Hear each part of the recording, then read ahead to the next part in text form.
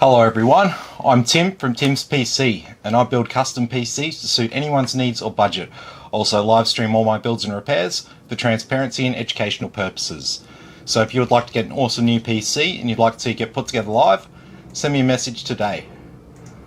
Alrighty, so tonight we've got a bit of a different one. So while most people love RGB, there are also some people who don't like it and don't want it. And this build is for you. If you don't like RGB, you think it's unnecessary, this build will show you that, yeah, it is actually unnecessary. There's nothing wrong with things that are unnecessary. Just like flashy lights. Yeah, there's nothing wrong with it, but it's not for everyone. And so this build here is going to be an all be quiet, all dark PC build. So it's going to be just as good as, you know, any other gaming PC of similar spec that you've seen me build here that has a lot of RGB on it or something. But this one is going to be all black. So let's get into it and let's have a look at what we've got here today. Blair's here. Hey Blair. Good to see you finally got that motherboard sorted. Blair had a bad motherboard. It got sent back. Told it was okay, and turned out it had a very old BIOS on the motherboard. It was over a year out of date. So hey Shane, how you going? Good to have you with us. So this is actually Shane's PC here tonight, so we're going to get into it. So it's around the front here, just our CPU. So for starters, we've got the Intel i9. Awesome CPU for the money. You can pick these up. They're not even $600 anymore. They're very cheap. 10 cores, 20 threads. You can't really go wrong with that. Being a K-series Intel chip, it is overclockable as well. We've got a 1TB SSD here, a Crucial P2, and we've got 32 gigabytes of G.Skill 3200 MHz CAS latency 16 memory.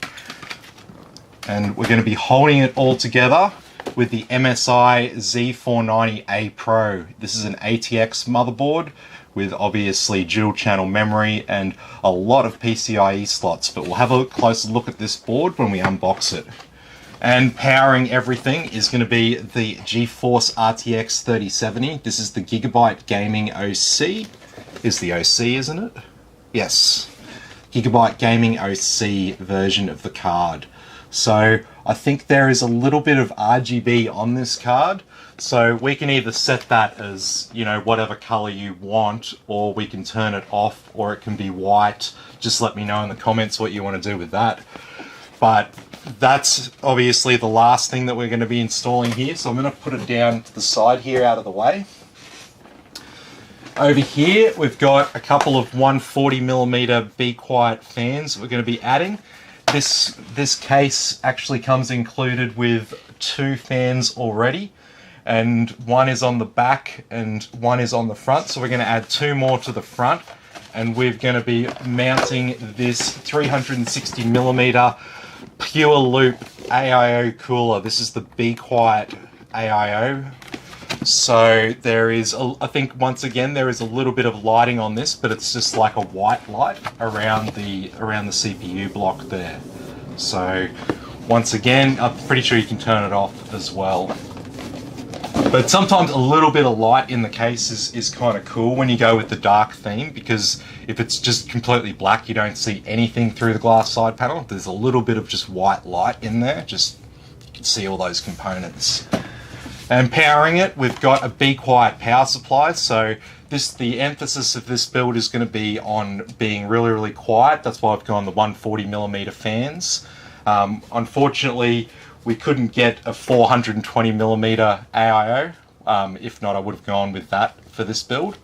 But anyway, this will be fine. It's a 700 watt, I think it's 80 plus bronze rated. It's a semi-modular power supply, so there's some cables that we won't have to plug in for this build.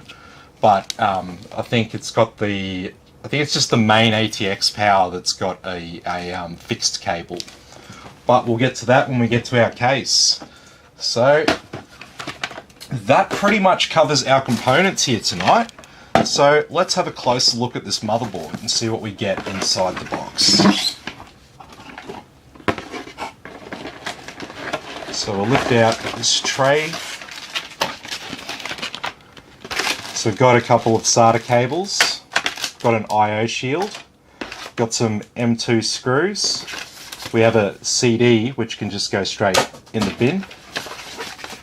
Got a MSI Go Faster badge. We can put that on if Shane wants. Just let me know in the comments. Tim, Christian wants to know what does non-modular power supply mean? What does a non-modular power supply mean? That means all of the cables that come off the power supply are fixed in place. Oh. I knew that was going to happen. Can you pick the king up? The king's got to go back on the throne. That's the i5-10400F, the new price to performance king. Intel doesn't win much these days, but they've kicked a goal with this little guy. So that's why he's up there on top of the 10900K box. So anyway, I just put the motherboard back there, and I should have been unboxing it instead. Yep, we're done here. We checked out the motherboard. We're going to move on.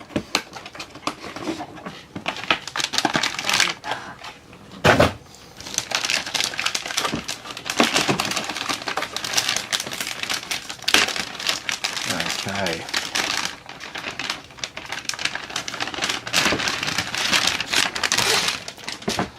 Alrighty. So we have a printed circuit board. Okay, so starting from the top here, we've got 12 pins of RTX power. No. We've got obviously some pretty decent heat sinks on our MOSFETs, VRMs, coprocessors, and all of this wonderful stuff that surrounds our CPU. So, you know, someone asked me, oh, why does it need a separate power supply just for the CPU? Why can't it just get power from this one?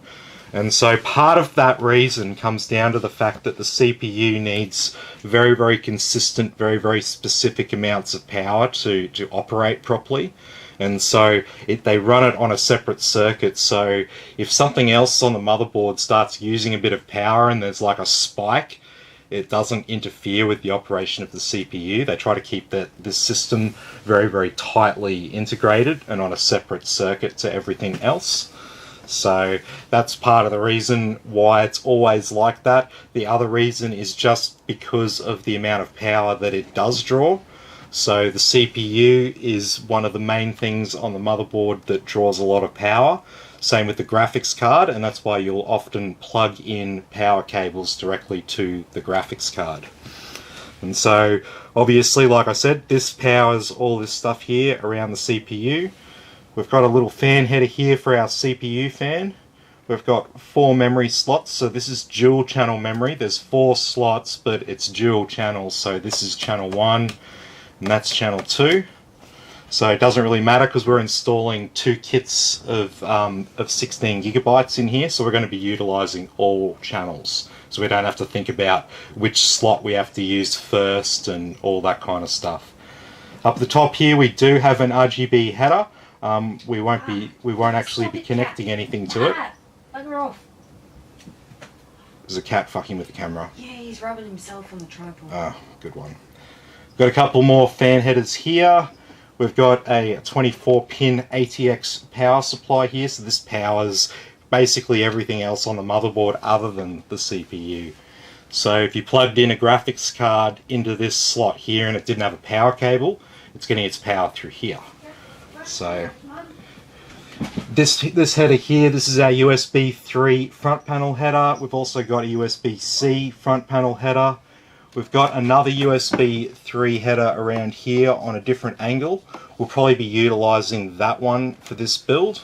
I do like those flat profile slots there for USB 3. We've got 2 more fan headers down here. And then on the bottom of this motherboard we have our front panel connectors. And what have we got here? The Thunderbolt. Got a couple more SATAs here, and I think I skipped over them here. We've got 4 SATA ports there. What else we got down here? Trusted platform module.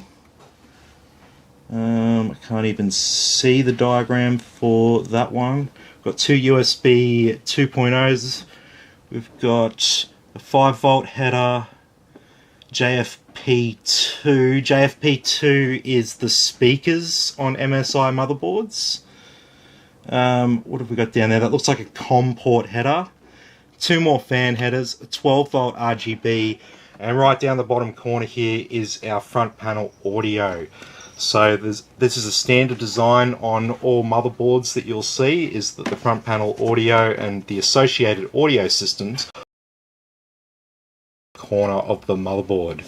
And when we turn it around and have a look at the back of our motherboard, even if you had a computer from 20 years ago, if you looked at the slots, you would notice that the audio was right down the bottom here, because we've been using this same basic layout for a motherboard. Even though some of the stuff on it's fundamentally changed, the general layout hasn't changed. So obviously our audio is down here as close as possible to the audio systems there. And so the reason is audio signals are electrical signals, and as such those electrical signals are subject to electromagnetic interference from other things on the motherboard that are drawing current. So it's important to keep that as isolated as possible. That's why it's got these special insulated capacitors here for the audio capacitors, just to keep that insulated and protected from other interference there. And so around the back here for our rear I/O, we've got, let's have a look, is this, it is, it's 2.5 gigabit Ethernet there. So not just normal, it's 2.5 gigabit, so 2.5 times the speed of regular 1 gigabit Ethernet, but you need a compatible router to utilize that sort of speed. We've got 2 USB 3s there, we've got a USB 3 and a Type-C. We've got a display port and a HDMI port, which can be used with this chip. This chip actually has onboard graphics as well. Performance is through your 3070. We've got 2 USB 2.0s and we've got a PS2 port there. That's the old port for keyboards and mice. And so the only other stuff we haven't talked about on the board here, just quickly, is the stuff in the center. So it's got a pretty beefy PCIe configuration. So we've got 3 PCIe X1 slots, that's these little ones. And then we've got a PCIe X8 here. So it looks the same length as that, but this one's actually X16. So this is the one where we want to plug our graphics card into. If we plugged our graphics card into this, it would only get half of the lanes to communicate to the CPU with. So that could impact our speed and performance. So we always plug into the X16 slot. And even though they're the same length, I can see how far along it's actually connected to the motherboard there. So I can tell that it's connected up to there, which means that it's an X8. So if it was connected up to there, it'd be an X4. And you can get to know that pretty easily. And if you were looking at the board from my angle, you can clearly see what I'm talking about. And then the only other things we haven't talked about here is we've got this little slot here, and we've also got this slot here under this heat shield. So these are our M.2 slots. So does it tell me? So that one is compatible with SATA and M2. Sorry.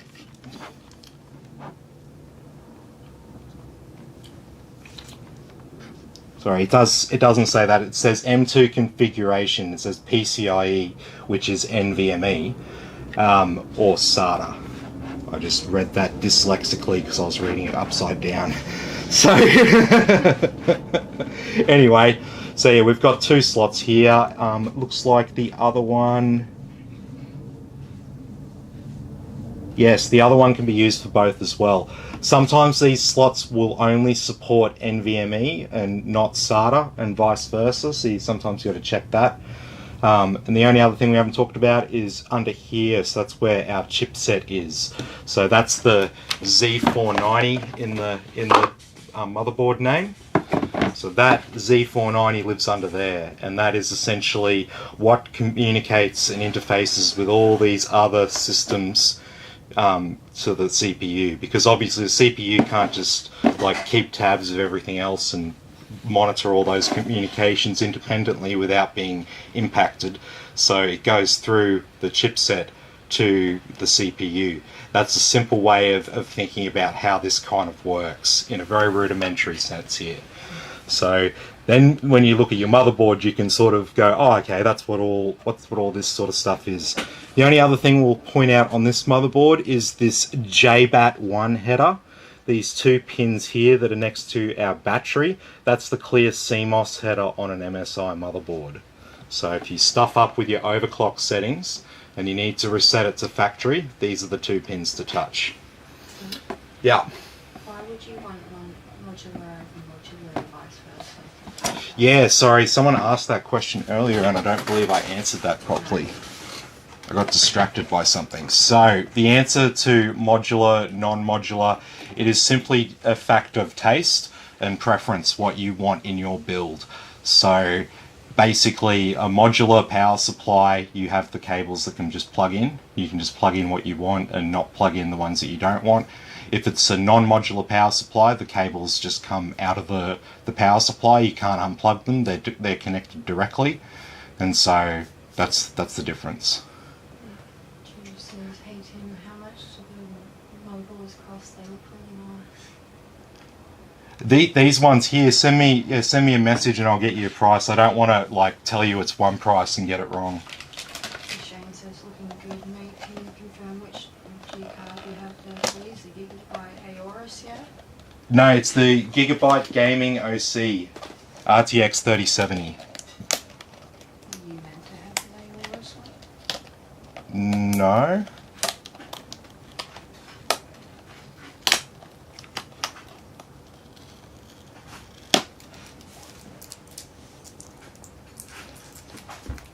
If I did, I wasn't able to.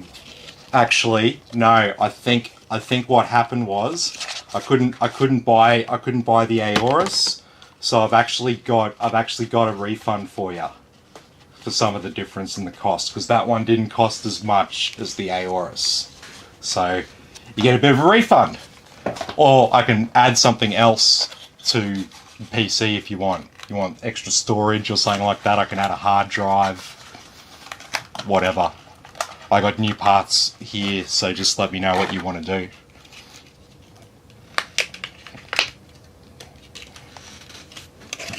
Alright, so let's install our Intel CPU. So Intel CPUs don't actually have pins on the bottom, they've just got these little touch pads. The delicate pins are in the CPU socket. So what we want to do, there's two little notches on our chip. We just want to line that up with the CPU socket, and we just want to drop that in place. There we go. And just touch the corners and make sure it's flush with the side of the socket. Put the lid down. There's a bolt there, it should sit under. Pull this latch down. There's quite a bit of resistance there, that's okay. Just press down and it will just get tucked away there. And once that's on, it's essentially mounted to the board. It's applying nice even pressure over the entire surface of the CPU, and all those pins below it are not getting unevenly pressed. That's one of the things about these Intel sockets, they're quite delicate, but then the CPUs are really sort of hard to kill. You could drop them on the floor and all that kind of thing and not really worry too much about an Intel CPU. You'd have to sort of peg it quite hard against something harder than silicon to sort of damage something. So, you know, I'm not suggesting you try that at home, but I'm just saying that in general, the delicate thing on CPUs are the pins, and on Intel CPUs, they don't actually have pins on the CPU, the delicate parts in the socket. It's the reverse for AMD, their motherboards are easier to handle and stuff. Christian wants to know what's the difference between micro ATX motherboards and ATX motherboards. Yeah, I can show you that.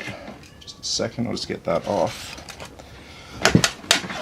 So a micro ATX versus an ATX versus an ITX versus an EATX. So if we start at one end of the scale, you've got an EATX motherboard.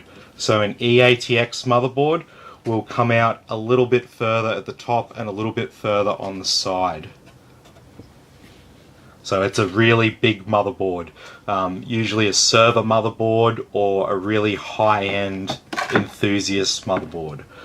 This motherboard here is a standard ATX motherboard. It has the standard 1, 2, 3, 4, 5, 6, 7, 8, 9. Get there eventually. So the standard whole configuration for an ATX board is 9. Then we've got where we get to micro ATX. There's two kinds of micro ATX, just to confuse people. There is the what would be called the standard type of micro ATX.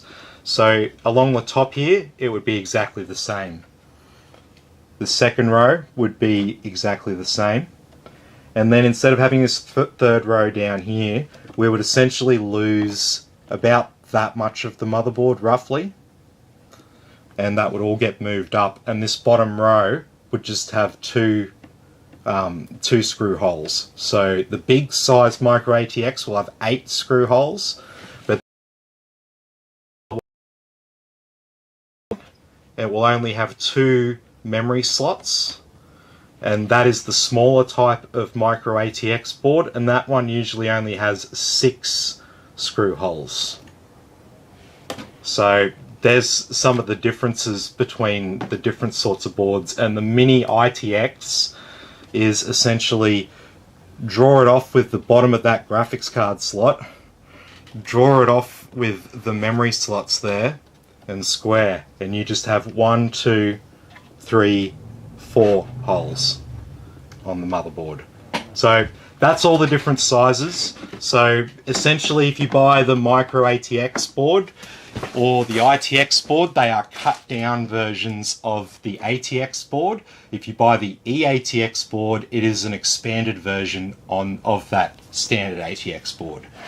And this is a standard ATX board, which is generally the best way to go, because you get a full-size motherboard. It's been, you know, they haven't done any cutbacks with it.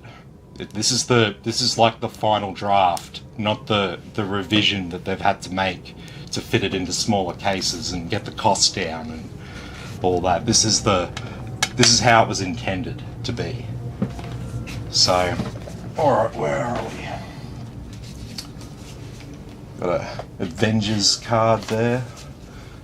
Got a i9 Go Faster sticker. So we'll get our M.2 NVMe SSD installed, and that is this little guy. So if you haven't built a computer for a while, you probably remember seeing drives like this only in laptops. We now use them for desktops. They're about the size of an American stick of gum. You can get them up to 8 terabytes. They're very expensive for 8 terabytes though. Yeah. Says RTX Club. Yes, Blair is the proud owner of a new ITX build. So he had a few dramas there at first, but we got there in the end. Question wants to know, does the micro perform worse than the ATX? That's a difficult question to answer. So it really depends. It really depends on the board and the brand and the BIOS that's loaded onto it, essentially. That's where a lot of the differences will be. The thing that's the same, so when you're looking at, say you're looking at Z490 chipset, right? You look at all the Z490 boards, and there's micro ATX ones and there's ATX ones, right? You've just gotta think, okay, it's the same thing, but it's cut down. So if you look at a Z490A Pro, and you have a look and you find the micro ATX version of this board, you could say that it'd be fairly similar it would just have cut down features. So it's not like it's going to perform worse, but it could, how would you say, it's limited. It's limited in some ways. And not all those ways are the same for every board and every brand and all that. In general, if you stick to the same brand, so if you got another MSI Z490A Pro that was a Z490M instead, but the same brand, the Pro series, and MSI and the same chipset, it's going to be a very, very similar board. It's going to perform very similar. They're going to use very similar software. It might be the exact same version of BIOS. So that's going to perform fairly similar. But you can't just go, oh, well, a micro ATX board's as good as a ATX board, and then find whatever micro ATX board and go, oh, that's just as good as those ATX ones there, because it's probably not the case. Because the cheapest of cheap boards are usually only come as micro ATX boards. So some of the cheapest and nastiest ones only come in that form. You won't find an ATX board, full-size ATX board like that.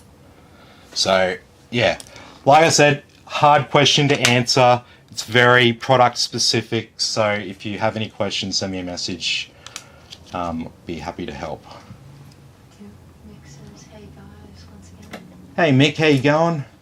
Anthony says, hi Tim. Hey Anthony, how you going? Good to have you with us. Quentin says, is that Core i5 with an i9? Ah, yes. That is the i5 11400F, which is the new price to performance king. It's sold out everywhere. Like, people aren't missing what it actually is, and it's sitting on top of the. What's that? It's no. It's not better. It's no. It's a different league. It's kind of like I've just put this up here. We're doing an Intel build tonight. I've frequently had a lot of like Ryzen 5000 CPUs down there in the corner. So I thought, instead of cross-promoting the brands, let's get some branded stuff happening. If I do an Intel build, let's put some Intel stuff up. If I do an AMD build, let's put some AMD stuff up. That kind of thing. So I thought, let's put the new king of price to performance on top of the throne, which is the Core i9 10900K Special Edition box. Compared to Ryzen? Compared to Ryzen, which Ryzen are we talking? Because the new Ryzen 5000s are absolutely wicked. You can't really go wrong with them. Ryzen AMD have been leading up to this for a while. Compared to Ryzen, like a Ryzen 5, so I mean, like I said, if we're talking about the 5600X, that is one of the fastest gaming CPUs that you can get in 2021. 2011. Yeah, 2011. You know. 21 again. Yeah, apparently. Yeah, so those new Ryzen 5000 CPUs are excellent. Like, you can't really fault them. They all get, just straight out of the box, they all get like around 640 on a CPU-Z test for their single core performance. So this is the generation that they've been leading up to for a while, perfecting Ryzen and reviewing it and reviewing it and reviewing it. And this is essentially the 5th generation of Ryzen. And you know, after you do something like 5 times and keep refining it and testing it and doing all that, you have a pretty good product by 5 times over. All those bugs from the start of what you were doing are almost completely ironed out. You have like a really, really robust product. Whereas Intel, this is the last, this is the last of their old architecture. the next lot of Intel chips are their new architecture. So it's kind of like Intel's at the point where AMD was when they launched Ryzen for the first time. So that's kind of where we are right now. So Intel is at the point where they've pushed their chips and that architecture as far as it can go, and so they're moving on to something else, just kind of like AMD did at some point with their Ryzen predecessor. I can't even think what that was off the top of my head now. That's how bad I am. No one paid attention back then, you know. AMD was a footnote because they just did not have the same performance. They've trailed for so long. It's taken a while to catch up. But the AMD fanboys, man, like, I love AMD. I've got an AMD computer. We're streaming on an AMD computer right now with a 5950X. So, you know, I got nothing against either brand. I think they've both got good products at different price points and for different people and for different uses. So, but those AMD fanboys, man, they're so vocal in all the comments. There's like 50 people going, "Oh, Intel sucks. Intel is shit," and all this. AMD is so much better. I'm just like, what's the go? Why does everyone care so much about a brand? I guess people get so invested in these corporate brands. And it's like, dude, corporations kind of suck. Like they do. Like, let's be real.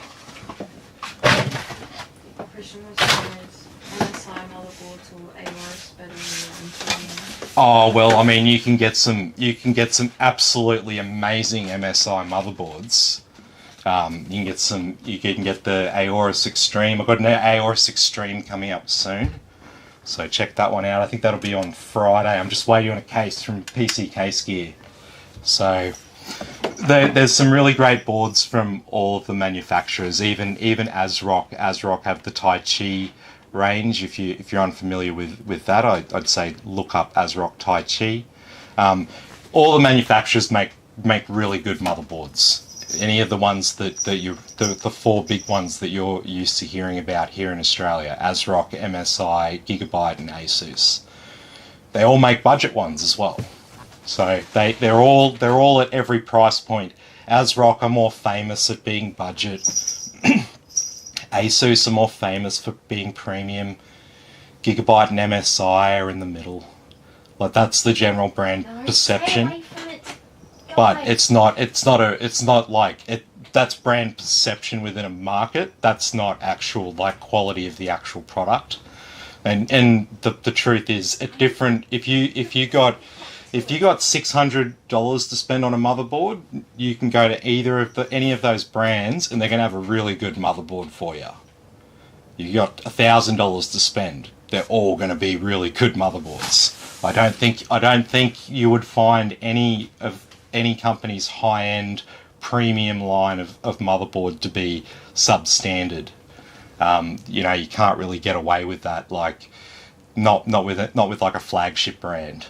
And they all have their flagship brands. So this motherboard here, this is a solid mid-range motherboard with some really good features and really good price performance. Like, I like the robust power delivery for the CPU.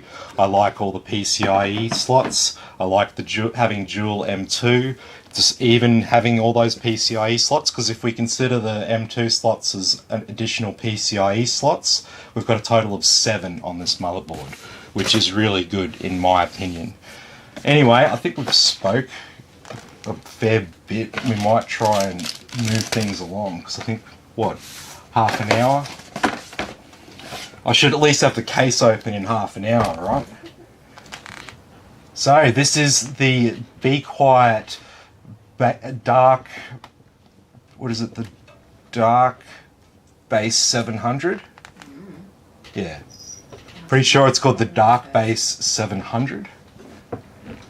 I'm so bad with case names. So we're going to have a closer look at this case now. It is a very nice case. Be Quiet brand, just like everything we've got here.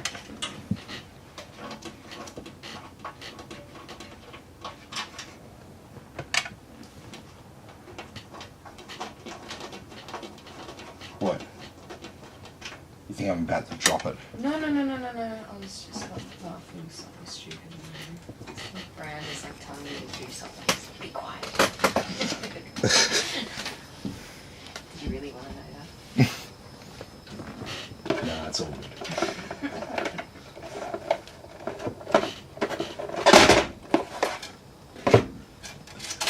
But you watch, now that you've said it, someone in the comments will start talking to you about it.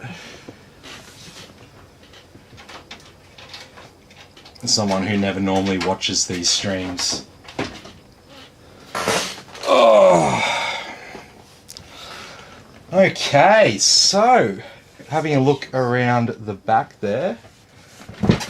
So we have a couple of 3.5-inch drive trays there. We've got a fan controller here. And cool. It's got two fan rails,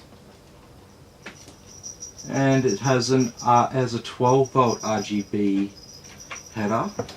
No 5-volt. Not that it's a problem for this build. And obviously, for our I/O, we have a switch for our fan controller here, so a case-controlled switch that we can use. Or you don't have to use it.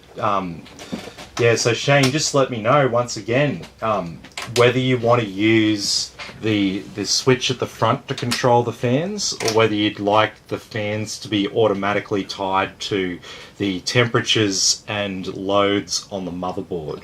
Sort of two ways that you can configure it. If you like the manual touch, we can configure them all through this.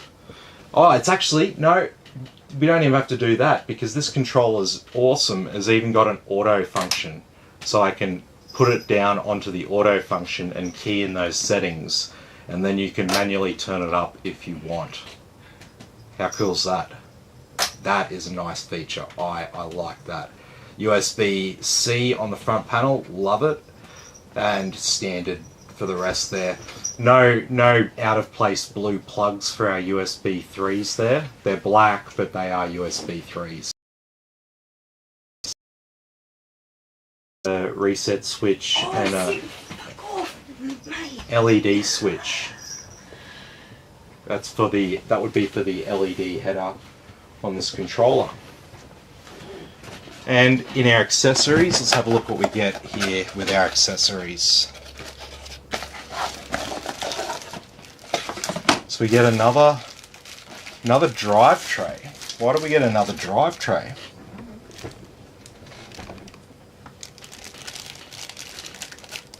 Could you maybe put it in there? No, that's no. Why did we get another drive tray? Now I'm curious.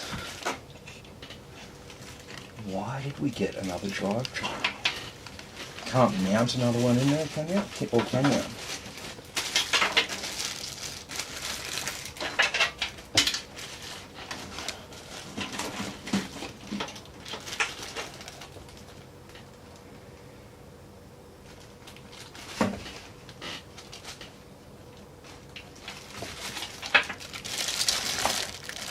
Okay.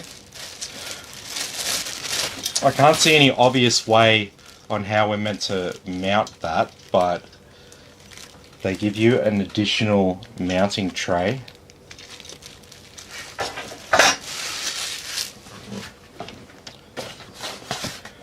Maybe if one wasn't quiet enough.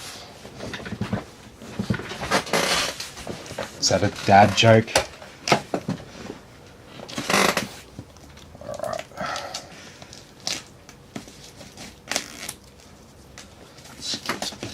Power supply.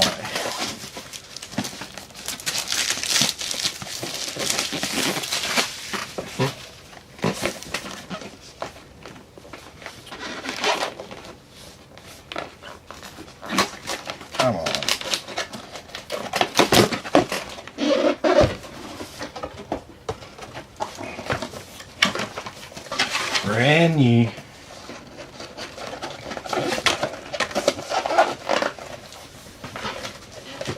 And so someone was asking about modular power supplies. So here's a perfect example that'll make you understand both of them at the same time. Here's a semi-modular power supply. It's got RTX and CPU power straight out of here, and then it gives you the option to plug in other power cables as you need them. So this is a semi-modular, so a fully modular has all the cables like that you plug in, and a non-modular just has cables coming. You can't choose which ones you want, they're just attached to the end of the power supply. It makes no real difference. Might make it harder for some people, but for me, I just tie the cables that I don't need back and I stick them back in right up next to the power supply. Just fold them back in on themselves in there, and I tie them up with a zip tie, and they just stay there secured and out of the way. It doesn't really make any difference. Some cases I will go with a modular power supply, and sometimes at certain price points to spend on a power supply, some of the only options and the best options are actually the modular ones. So sometimes it's not a case of oh, you need a modular one or anything like that. It's a case of this is probably the best one, like in terms of its performance and wattage and price and warranty. This is the way to go, sort of thing. So anyway, we will put that one down here. So we've got a power cable, and we've got all of these other cables here. So just a second.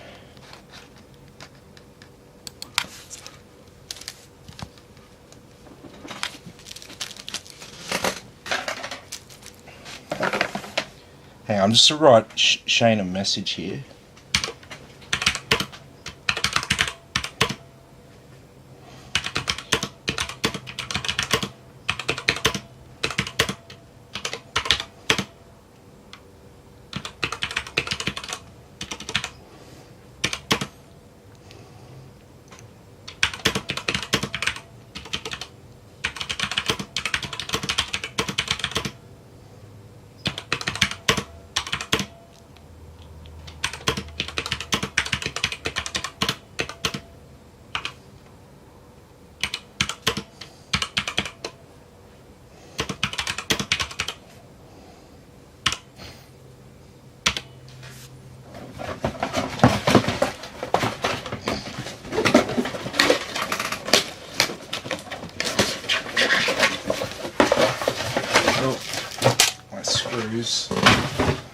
Okay, so our additional power cables that we're going to need,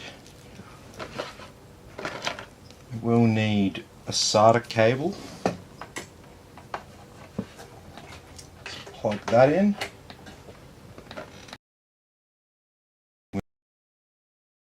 Graphics card cables for sure.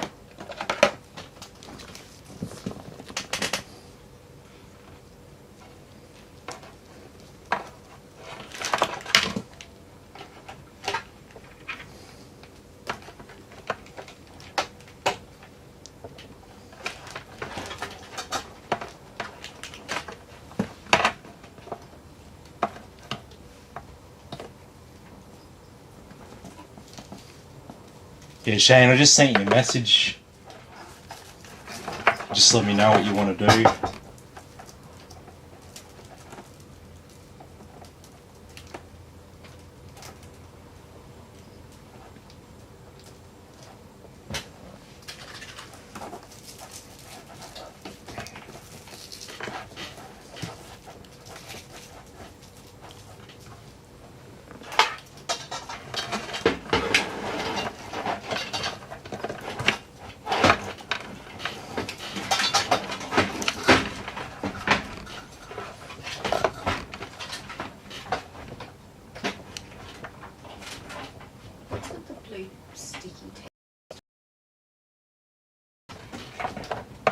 Oh, that's just That's just holding this plate in place so it doesn't get pushed around in shipping.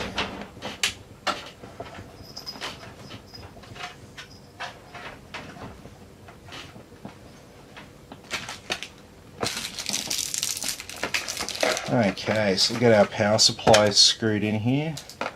Change back to our regular piece, which is under here.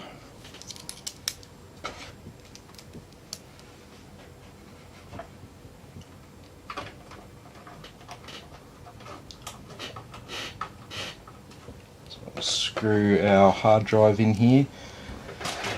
There's nice dampeners on all the screw holes, so once this is held in place,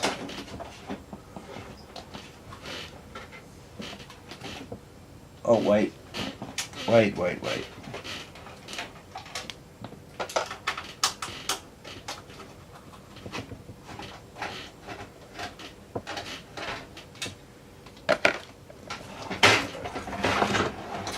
want to mount the power supply down in this case, because there's no ventilation above, so you don't have a choice here. You have to mount it this way.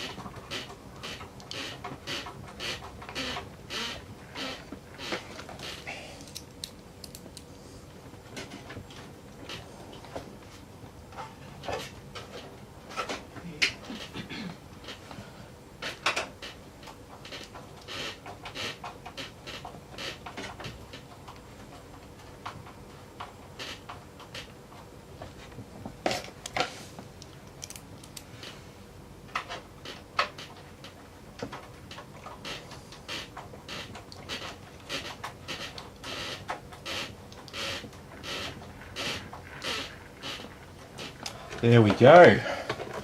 We have our power supply and cables installed, and so we're left with some additional cables here.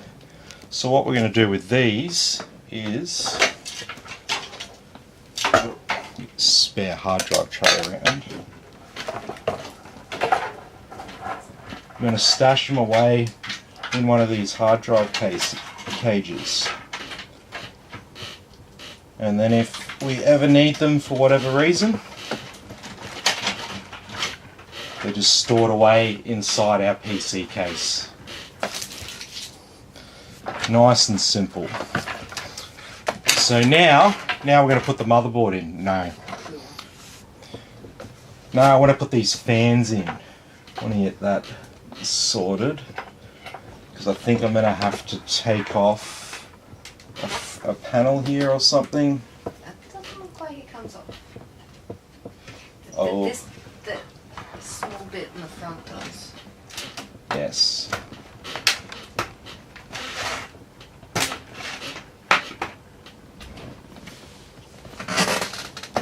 Very nice. What's that?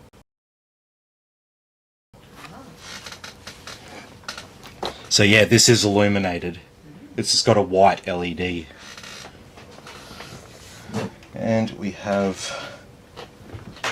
also have a dust filter.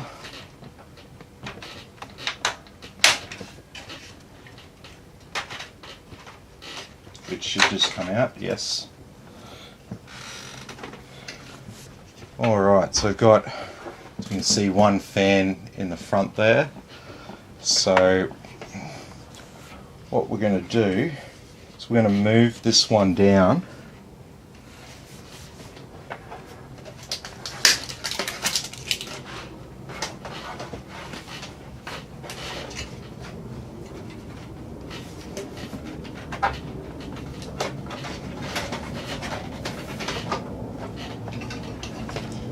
is it?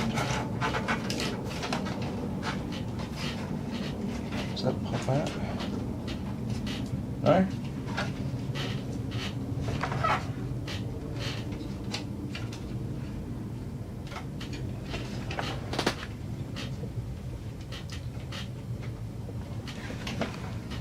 So,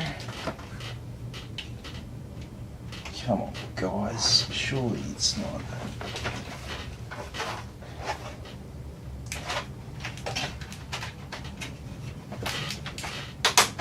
Yeah.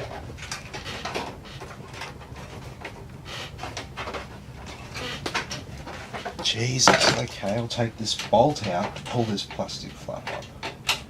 That's okay.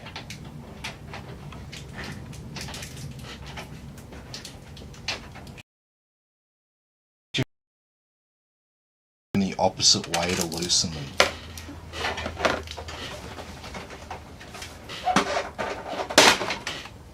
Okay.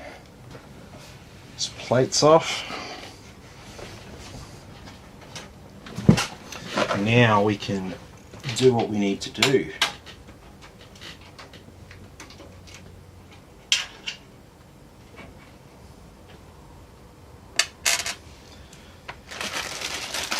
Did we get any more of these bolts? No, we do get some long bolts.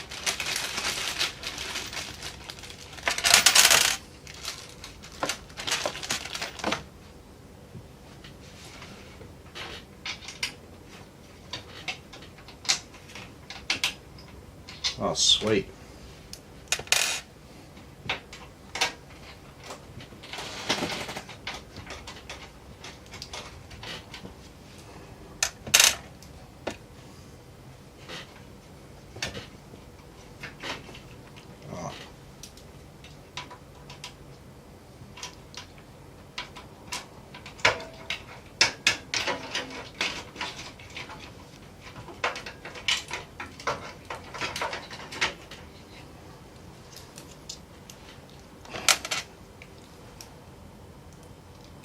So these fans will let me screw them in like this. No, that's not going to work.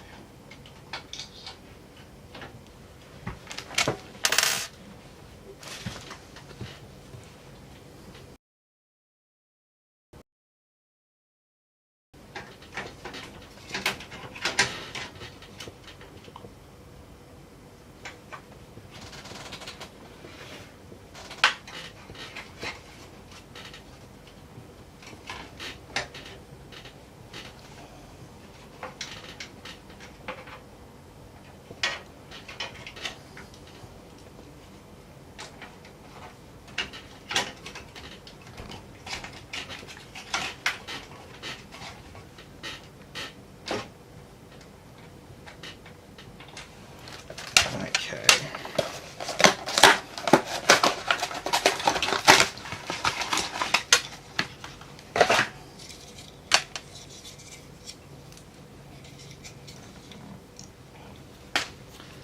So we're going to feed our fan cable through here.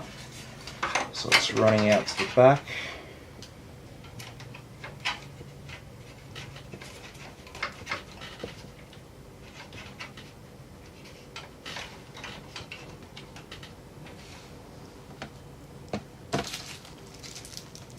Seriously guys, silver screws? I think we can do better than that.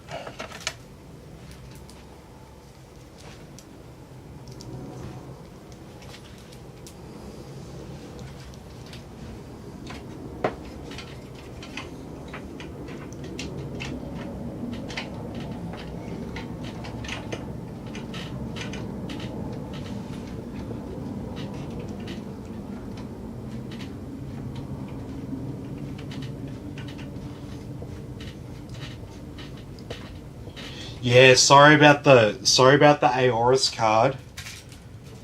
I went already sold.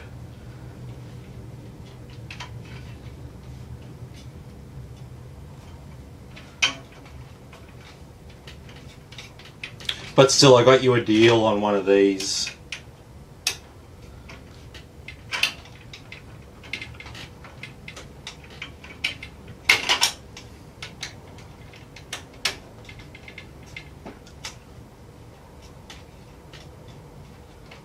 Yeah, I think you might have this card for $18.99 right now.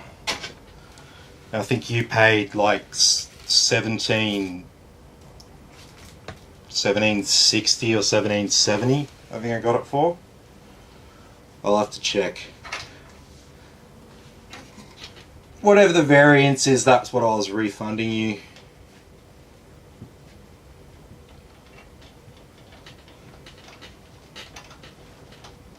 But yeah, I'll chuck in that extra storage drive for you, man. Can never go wrong with a bit of storage. Just a second.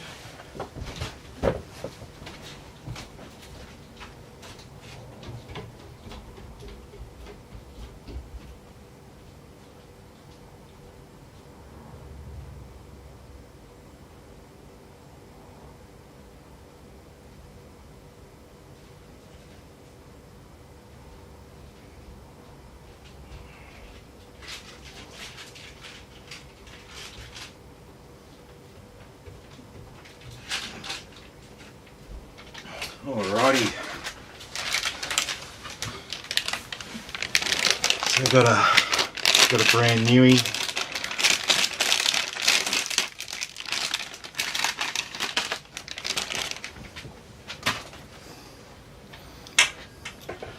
So I'll put that over there so I remember to install it.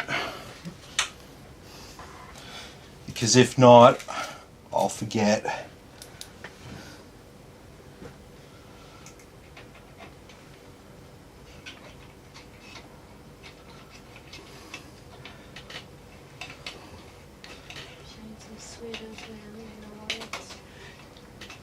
Yeah, and I mean, seriously, the difference between this and the Aorus is pretty small, and you'll be able to make up for it with a tune anyway.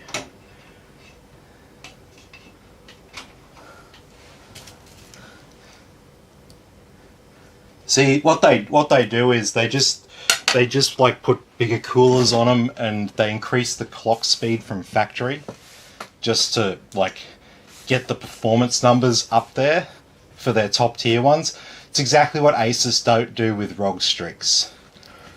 So you could get like a Asus Tough Gaming instead and overclock that and have that be more or less the performance of a Strix. So, and in terms of these two cards, it's not even like the Aorus has 3 PCIe 8 pin power supplies or anything like that. It's got the same 2 8-pin connectors that the Aorus one does. So power delivery is basically the same. It's the exact same GPU. So the actual chip is the same thing. It's just like the same CPU essentially. And it's just the card design, the cooler on it, all of that is different.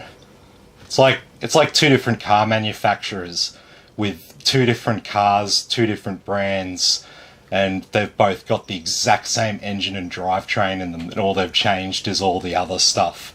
And one manufacturer will be like, yeah, but mine's 347 kilowatts, yours is only 322 kilowatts, you know, and it's just because they've tuned it that way, and you know, it takes away from the fact that what you're buying is a 3070. They're all going to perform pretty much ballpark. It's yeah, your 3070 is going to 3070, and you can tune it. You can tune it yourself. So with this card, you've got 3 fans on the cooler, so you've got a lot of cooling capacity. So you can always overclock it to make up those differences.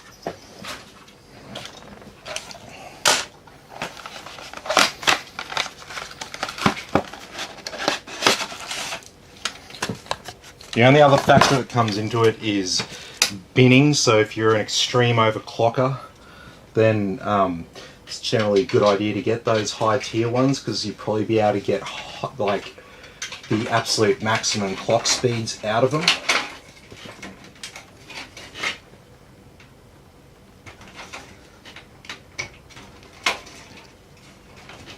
Come on, you just push down, can't you?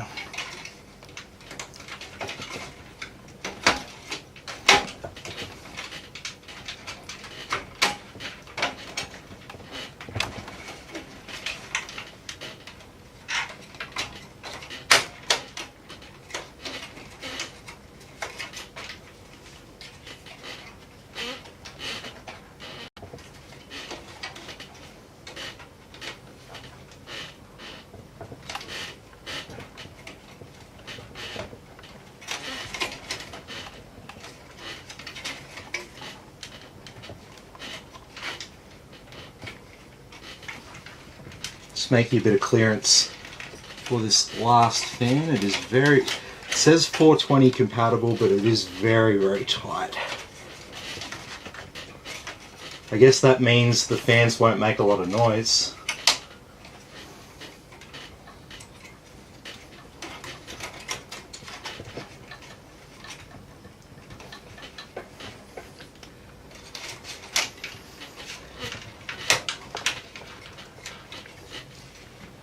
Don't make me get out the grinder.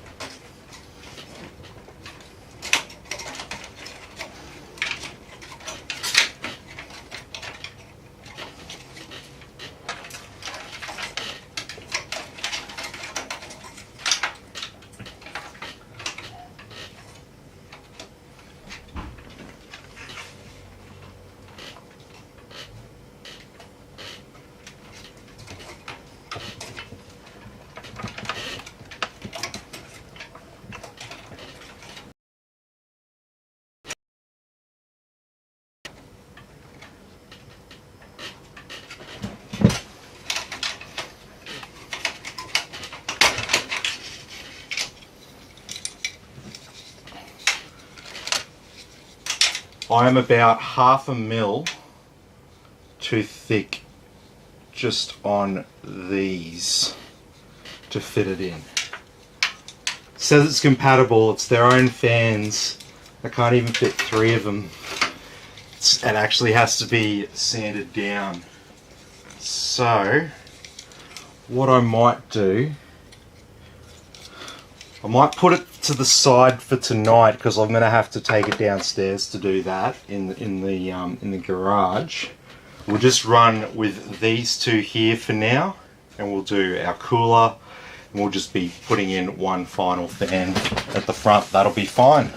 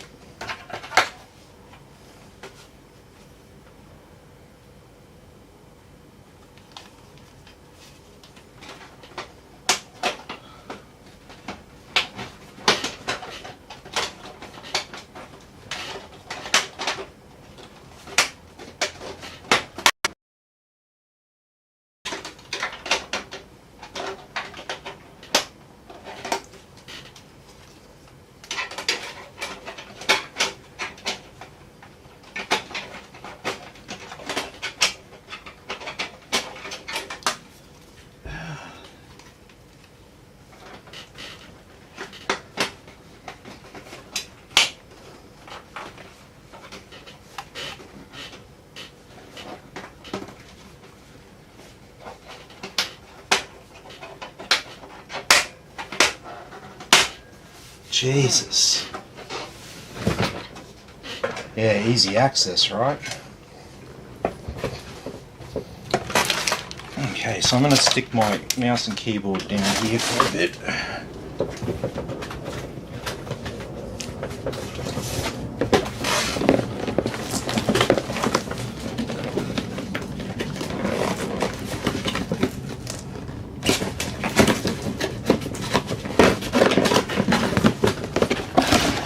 Yeah, Leon Lee are beautiful cases.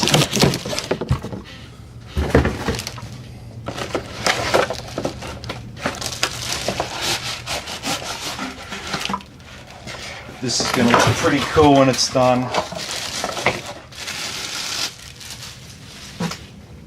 Okay.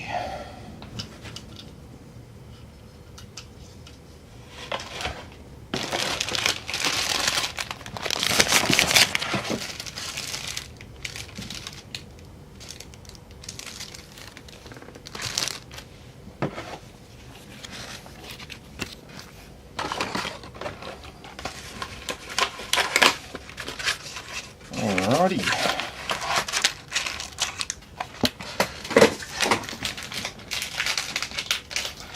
So we've got our fan mounting brackets, we've got the fan splitter and fan controller.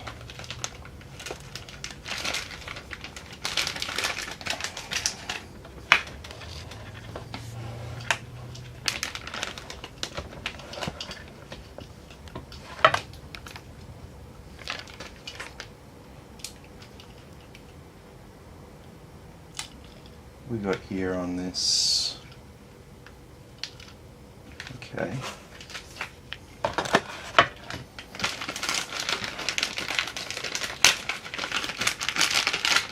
So, tail back plates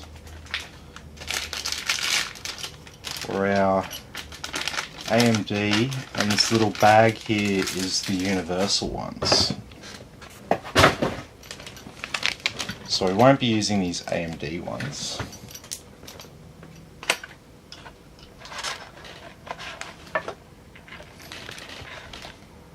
It's interesting design.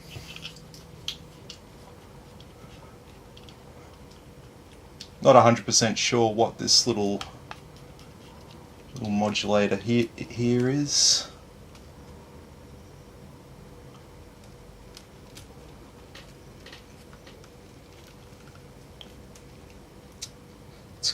Got another 3-pin connector, so I'm tempted to think it's some sort of auxiliary. Interesting. I might actually check out the manual.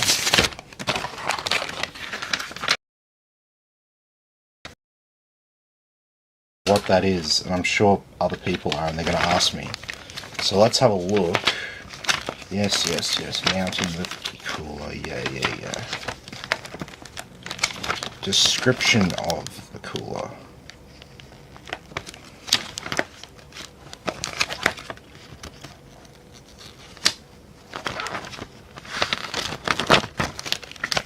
Nothing, just basic instructions. Someone wants to Google it. I would be interested to know.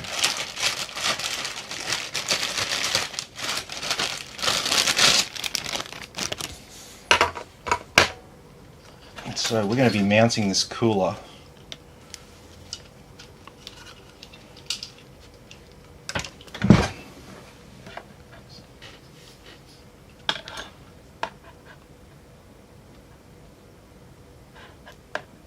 That.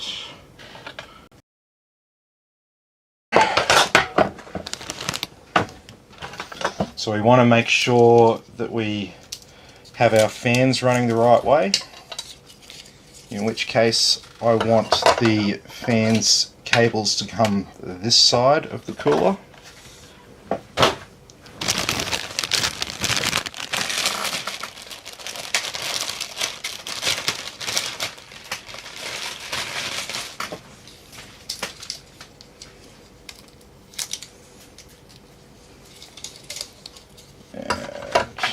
Two. A lot of plastic here, eh?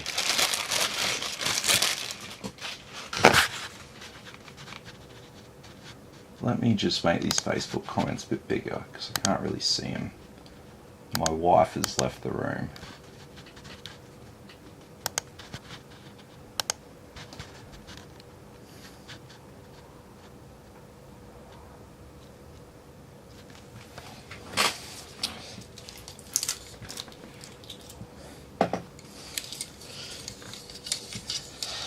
Ah, yes. Yeah, Jag's chimed in. He's got the same card. Yeah, like I've sold heaps of these, and everyone loves them. So there were a few issues earlier on. Some of the early cards having issues with the power connector,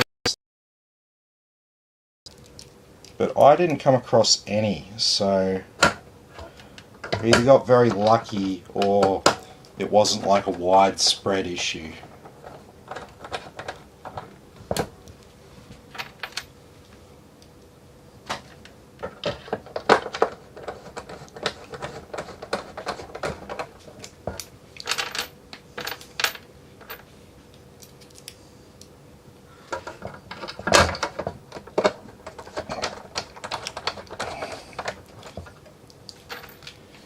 Yeah, now realistically, you lucked out because you're getting 2 extra terabytes of storage, and realistically, the AORS card is just an RGB flex card essentially. Clocked slightly higher and stuff, but yeah. I mean, really, what are we talking about?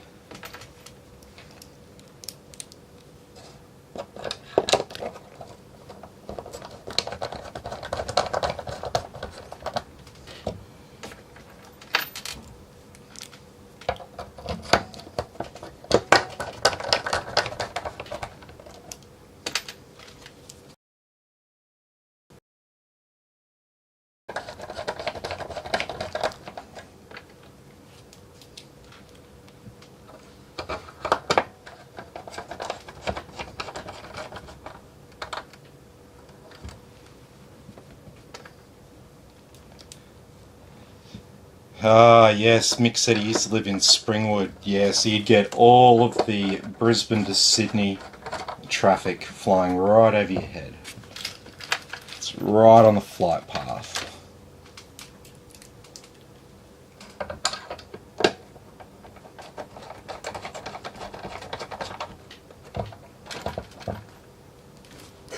One of my favourite songs is about being down here on the flight path.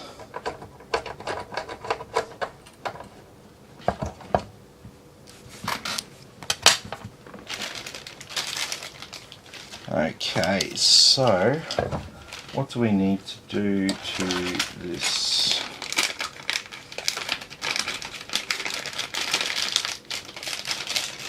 What have we got here?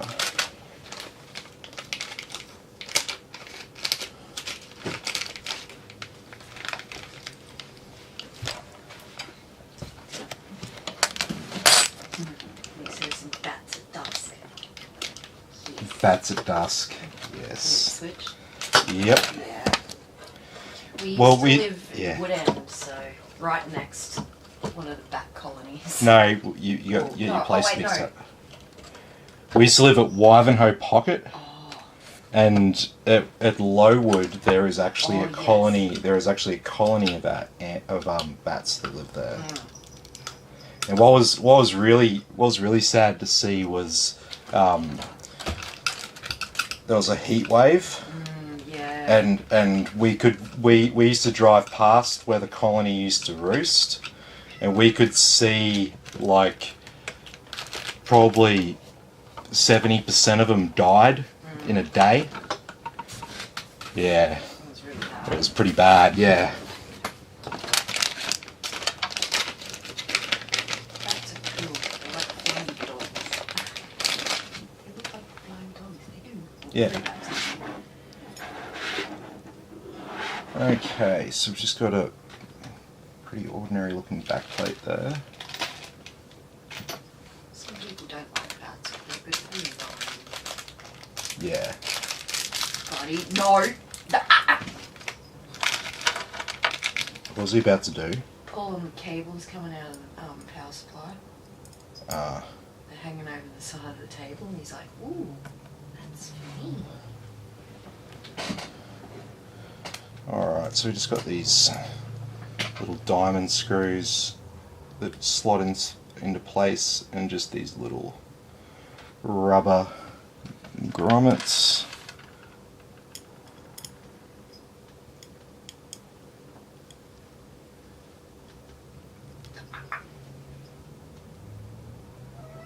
No, you can't play with it. What's he trying to play with? The cables. He's like, but Daddy plays with them. He does all sorts of stuff with them. Can't I just do it this once? Chew it. Stop it. Just this once. That's what he's like. Yeah. Come on, you don't really care, right? Shane says, I've got a dash out. No worries, Shane. Have a good one.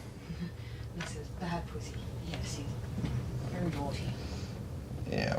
He wants food, but I've already given him his dinner and he doesn't want it because he's fussy. And he can starve if he doesn't want it. What? Don't you have any chicken? No. But he eats little one's food after she's done. Does he? Yeah. He comes and sneaks in the middle of the night and does it. Mum tells me about it every day.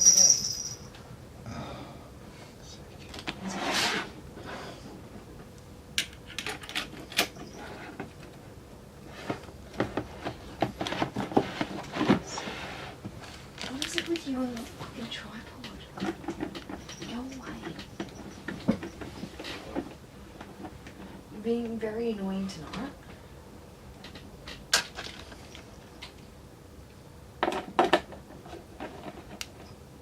Just put these down here.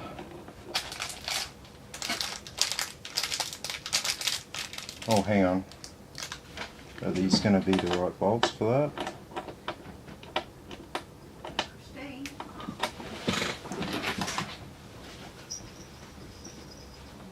What?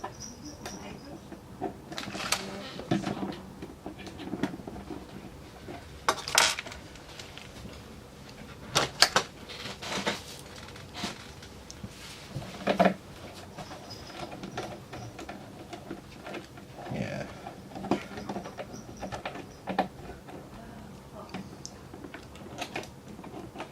Yep, that's going to work.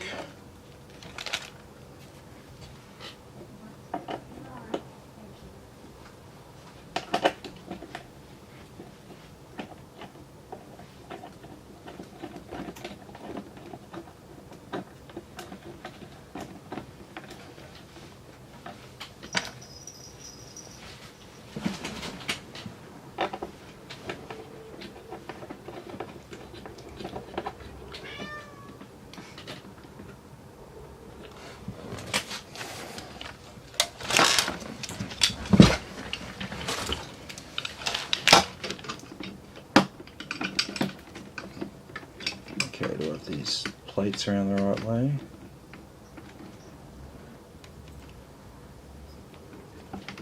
I'm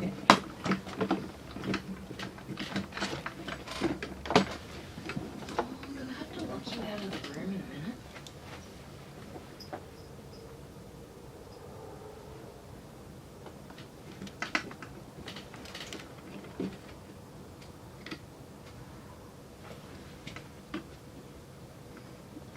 Yeah, I think that's right.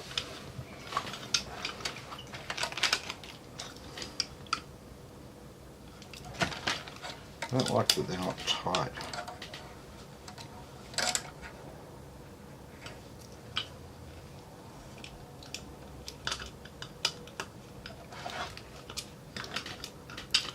So remove this.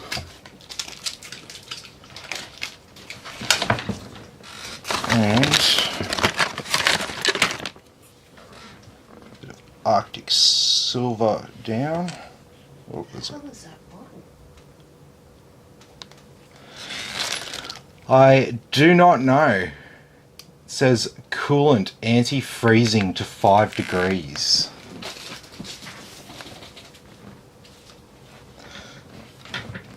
So it's obviously if you wanted to like play around with like.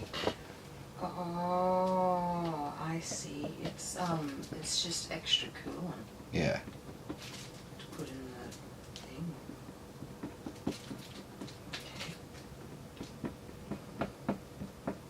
So does that mean you can open this up and it not void the manufacturer's warranty? Or is it a case of use this and then we don't have to we don't have to give you your warranty? Because I'd be very cautious. Yeah, I'd be very cautious opening up an AIO if you're concerned about warranty. If you don't give a shit about warranty, then it doesn't matter.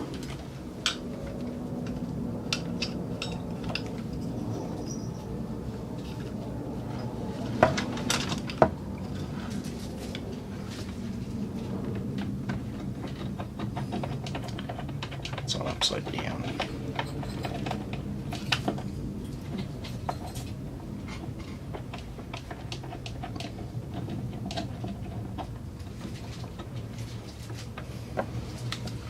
Okay.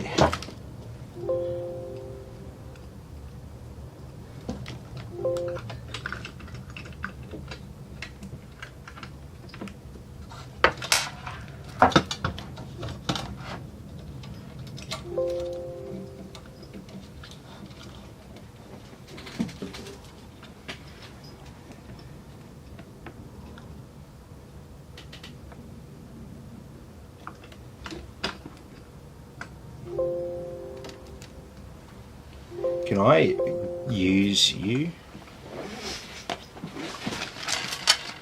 Yes. What do you want? Just to hold down the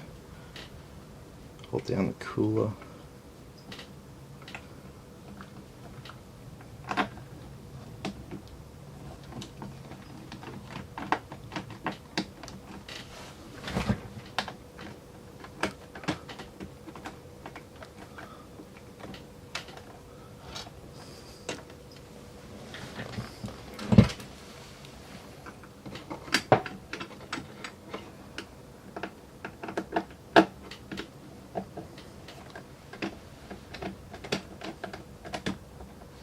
Ooh. Cheers.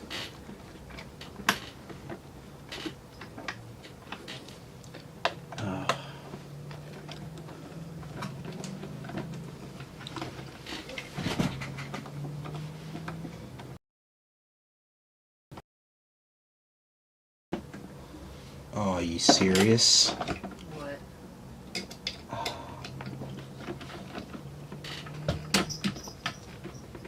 Oh no. Done myself a mischief.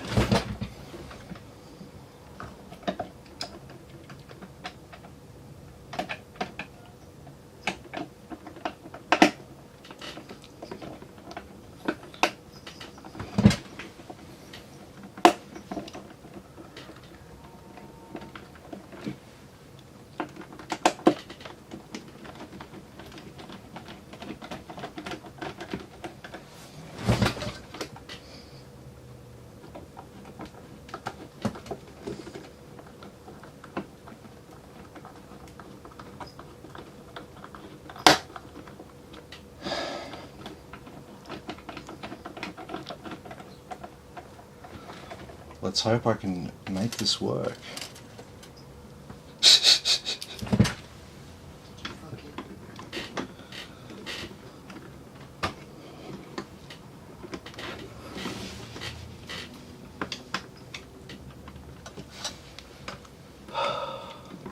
Fuck it. Possibly. No, I didn't fuck it.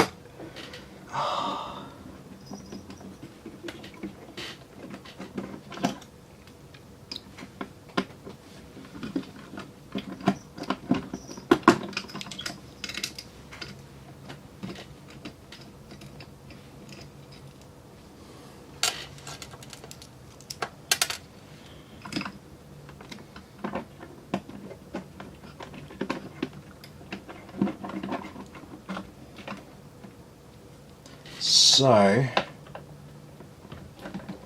I need to, these brackets have two little holes on them, and this bolt has gone through the wrong hole and it's kind of stuck in that thing.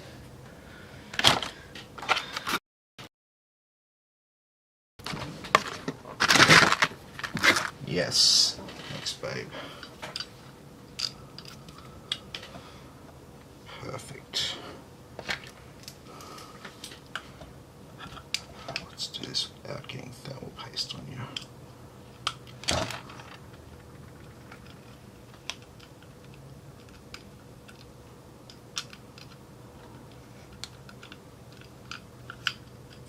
Doing surgery or something. Kinda am.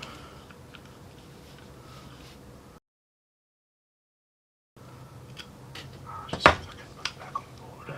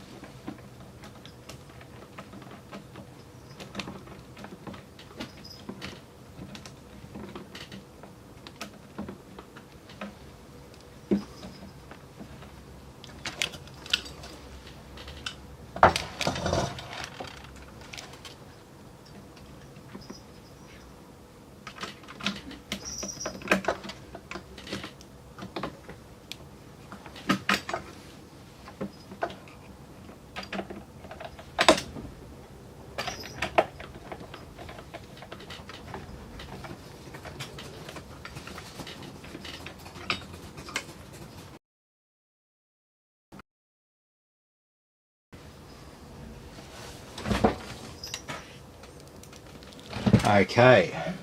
It's got some dissecting bolt. Yep. Pretty much.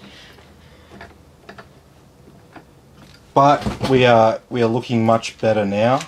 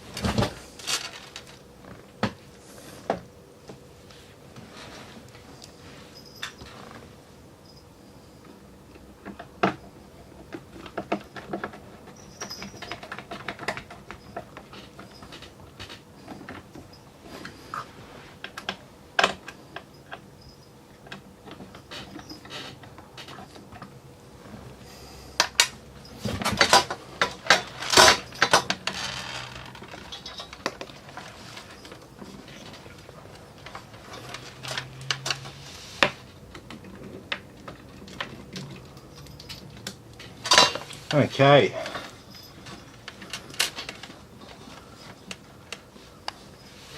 So this will be roughly how our cooler will be situated. So these cables can be adjusted and put into a good position there. Seems like this, oh no, it's connected to one side. This must be the refill point. That must be where you refill it from. I can't see. That plug there looks like it's a watertight plug. Anyway, let's not get distracted. Yeah. Mixers. Bugger off, cat. It doesn't say that. Mixers, good display of how well the paste covers the contact areas on the die and the CPU when done properly. Yeah, so it should just fill that space. You don't have to go nuts with it. So many people go nuts with thermal paste for no reason.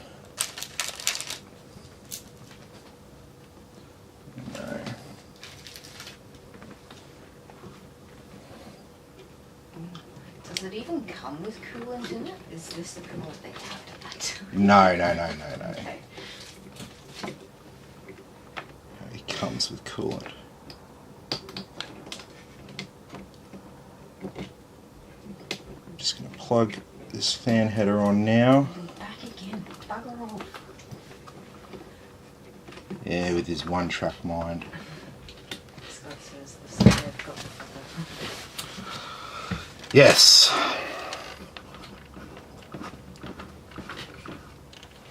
Bit of a smudge there on there. We'll clean that off. Alrighty, so now our cooler is mounted to the board. We've got most of our fans in place. We have to file down the bottom of this fan by like about a millimetre or half a millimetre just to make it fit. What? Case says it's compatible with 420 at the front, so 3 140s, but yeah, only if you kind of file them down. And this is their own brand. That's what it's going to sound like. What? You're like, but isn't it? But Bullshit.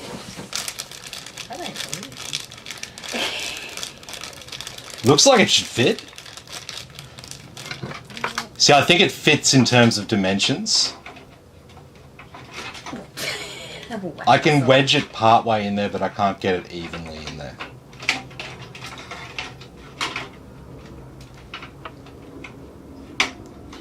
They just got to be filed down a millimetre.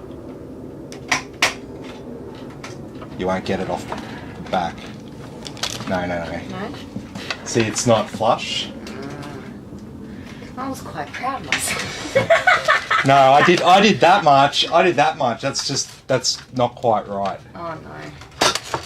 Oh, No, it's all good. You'll get it out. It's okay. Just leave it. It's fine.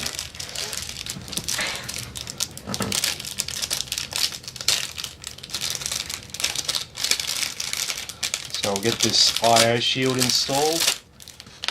And we get this show on the road. I feel like I haven't done anything.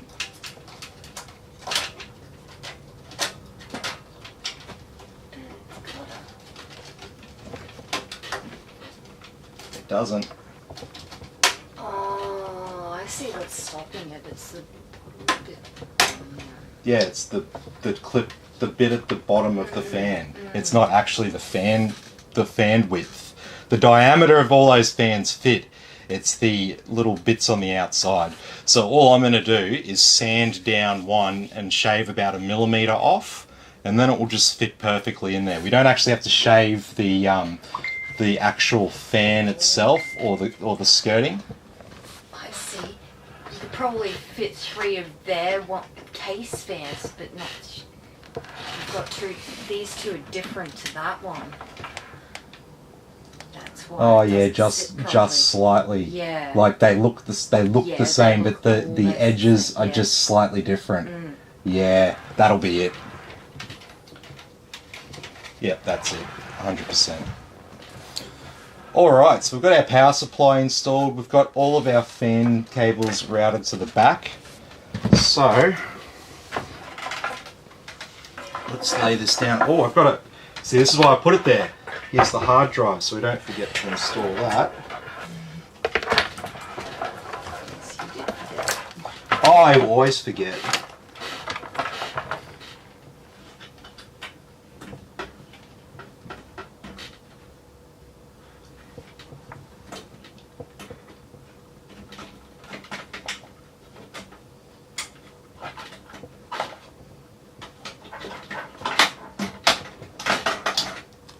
There we go. So this is our tray. So all we need to do is insert our new WD blue 2 terabyte, just like that.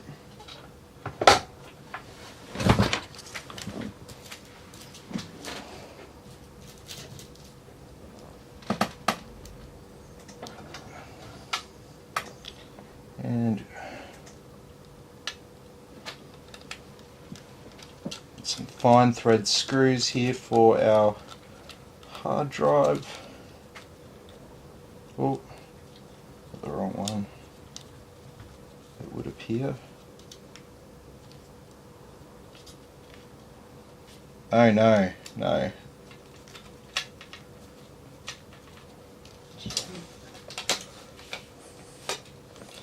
It's got those wide profile grommet things. And that was too small a screw. Good one. That went straight through the grate.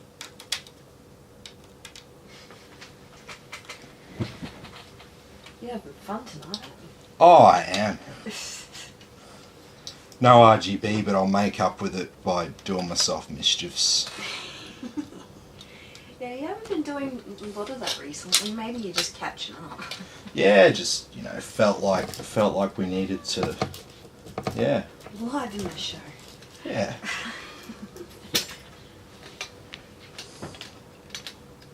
That's how you know it's real and not scripted, and I'm not just like showing you all the bits that make me look good.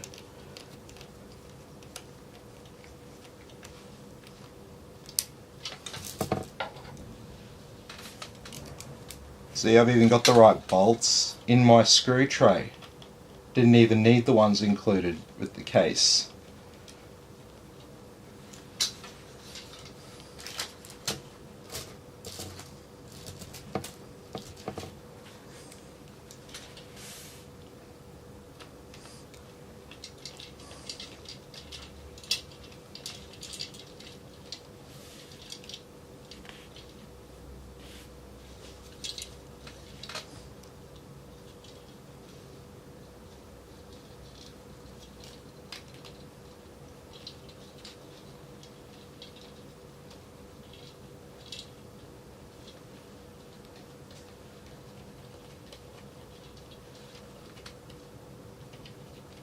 That screw didn't seem to be the right size though.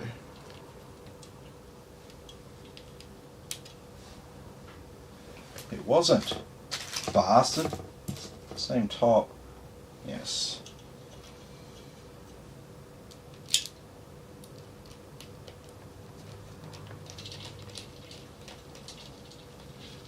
There we go.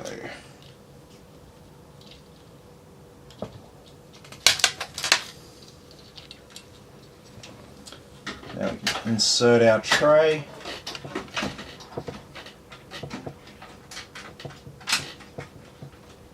I've just got 3 fastening screws here.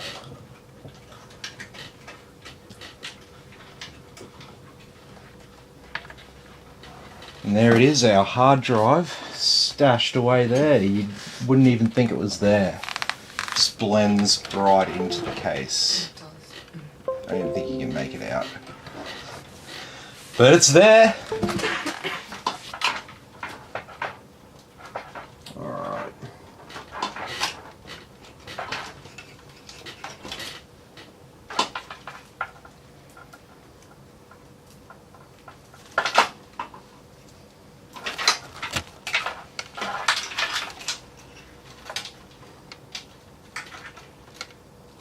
Okay, so we've got this cable's our addressable cable. What have we got here? Yes, that's our front LED. What's this look like there?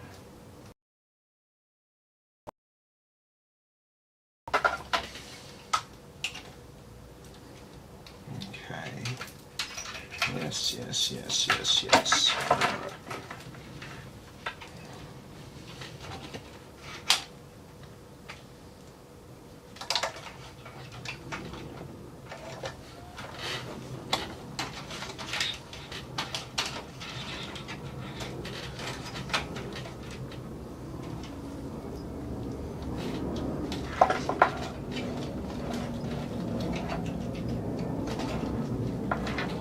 So we're just going to run this fan cable along down there.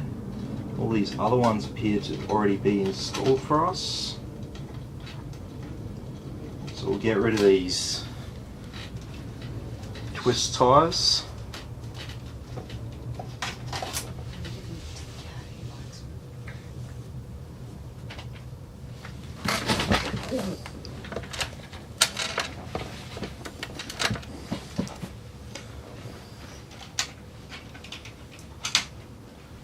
Okay, so not much in the way of fans to plug in.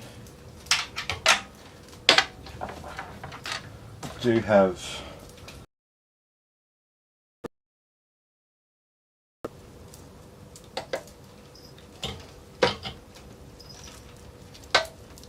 USB 3, USB-C, front panel audio, front panel. Sweet, leave them there. Got our controller wires and our power wires. Excellent. We're all sorted around the back there, so we'll turn our case over. I'm going to mount the motherboard. So in this particular case, we've got one of those guidance bolts. I do like that. I do like the old guidance bolt. Oh, that IO shield looks like it's going to get caught. Just fix that. Sweet.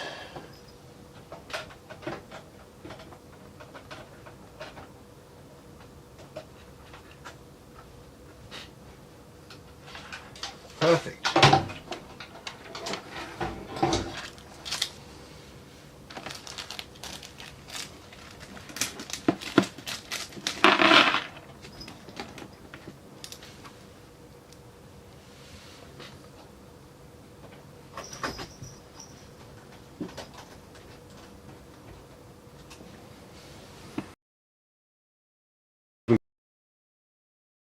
It's the 9 screws that we've got to screw down.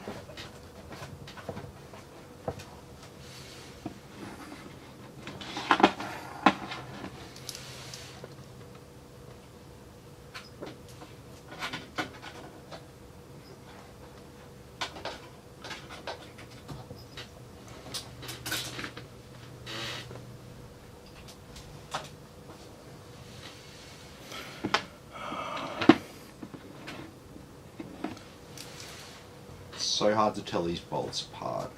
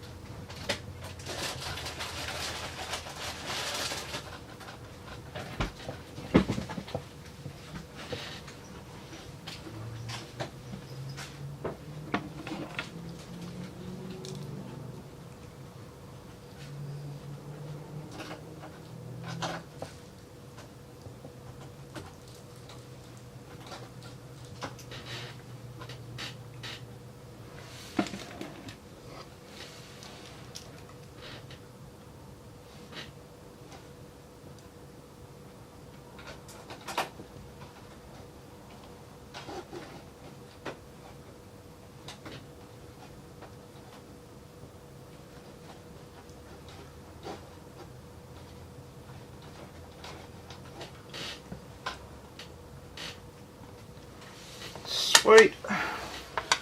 Alright, so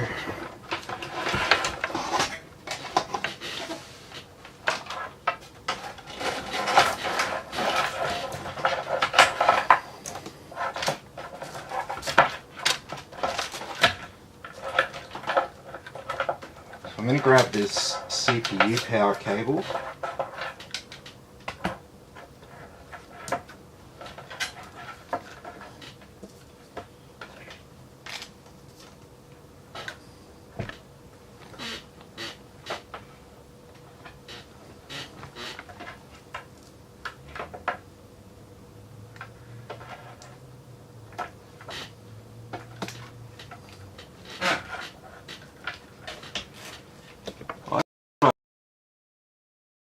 Extra. No? Okay, that's fine.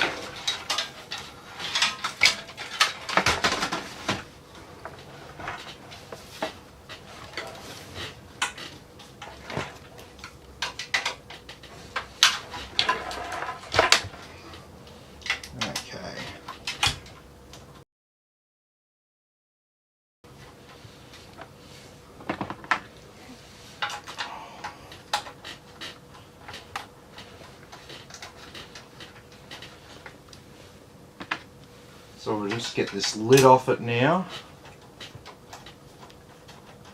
And we'll mount that cooler.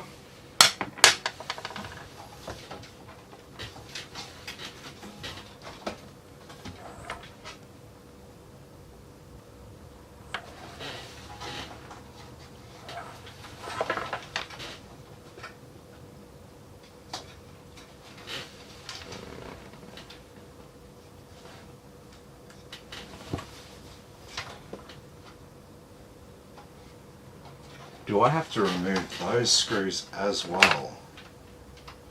Are you serious? Jesus.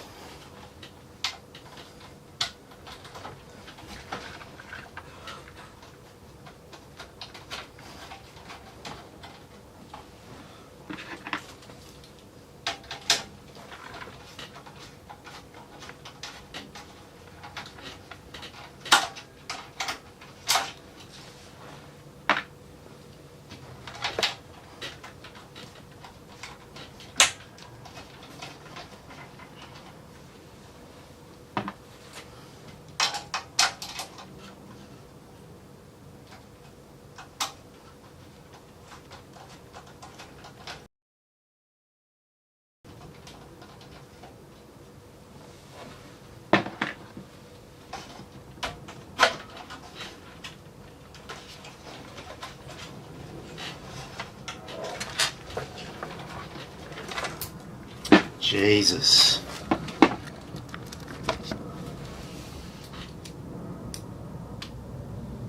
Oh no, I can just...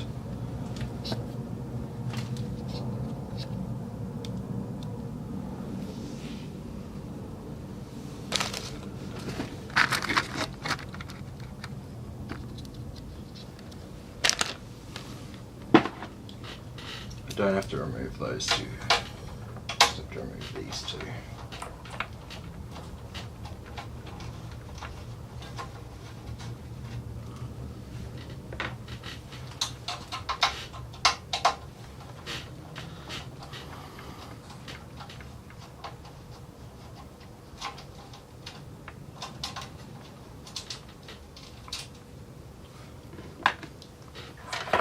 There's just 11 bolts to undo. Just 11. So you know, no big deal.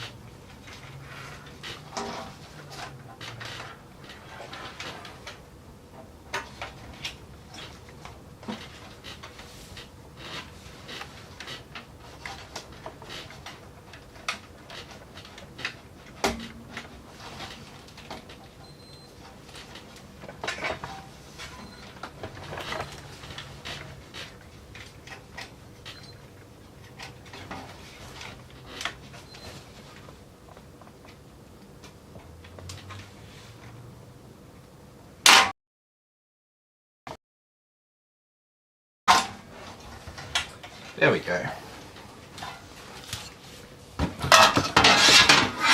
Now we have access to the roof.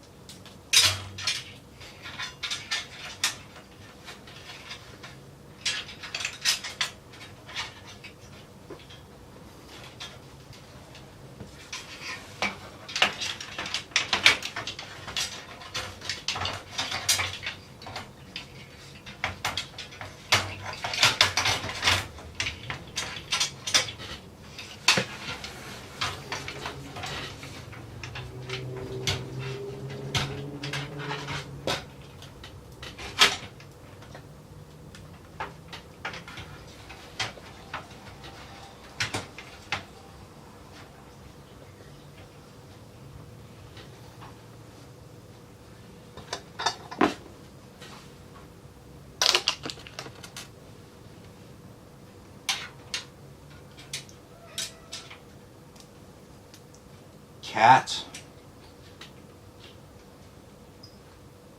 I don't know if anyone heard that meow.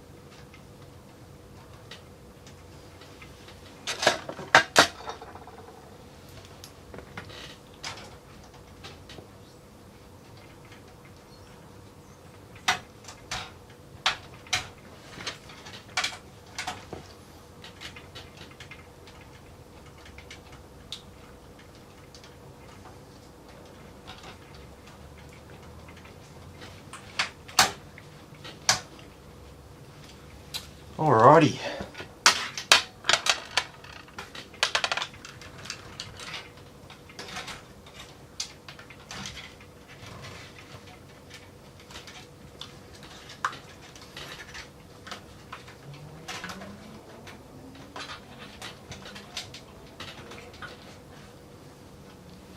Okay. So after all that process of taking the top off, we've now got to go put it back on. So this is everyone's favourite job, you know. Taking it off's not fun. It's putting it back on is the real fun.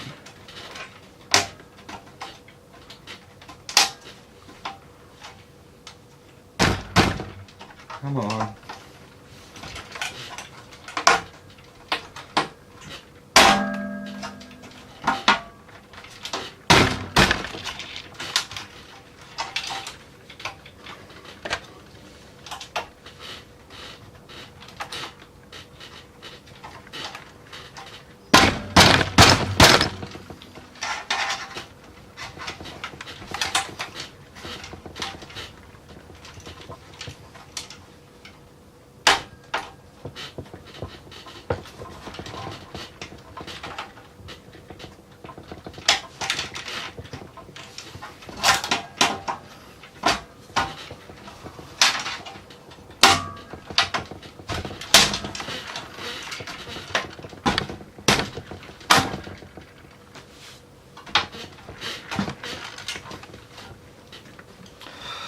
Alright, so the top's back on and it's nice and even.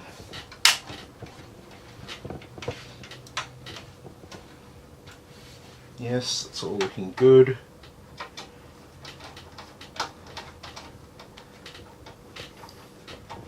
Now it's just the simple task of screwing in 11 screws.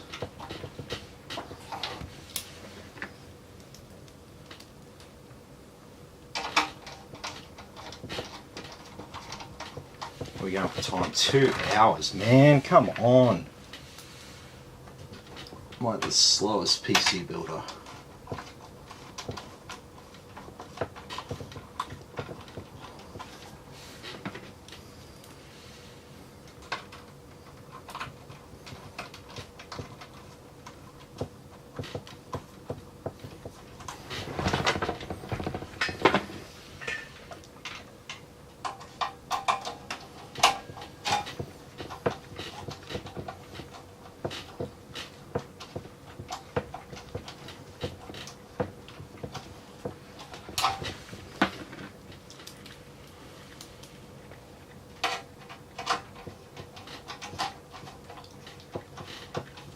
So I'd probably rate this case intermediate in terms of its difficulty to build in.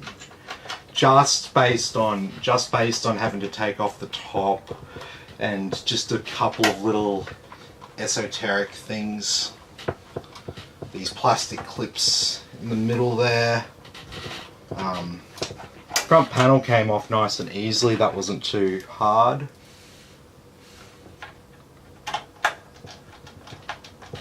I wouldn't recommend this as your first PC case to build a PC in.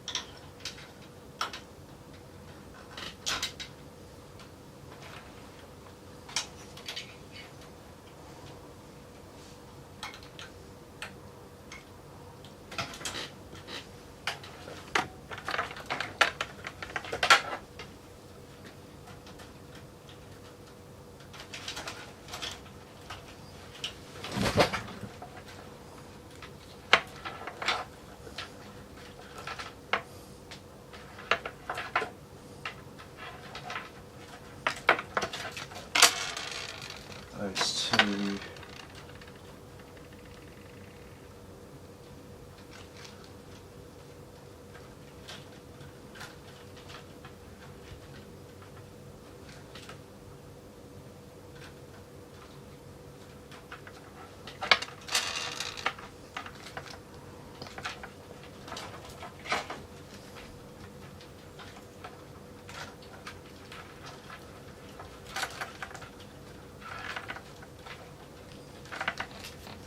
Okay.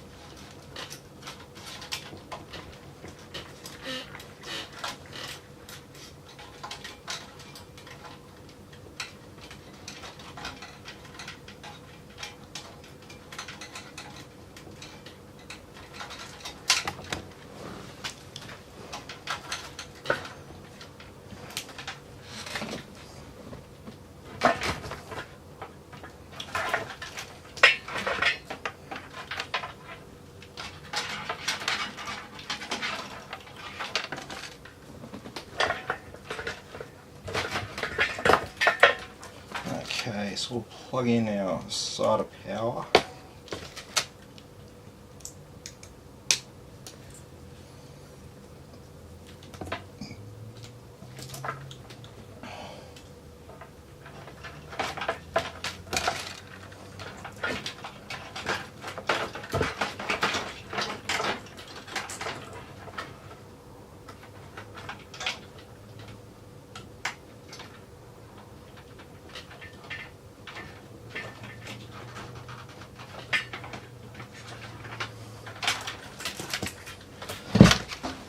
Okay.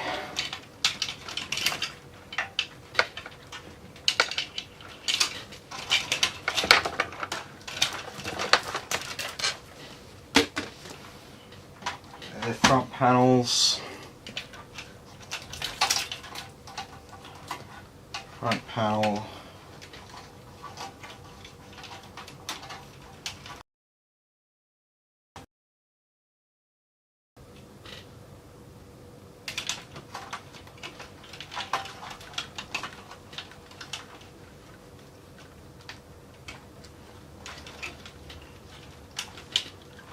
Let's try and tidy up these cables a little bit here.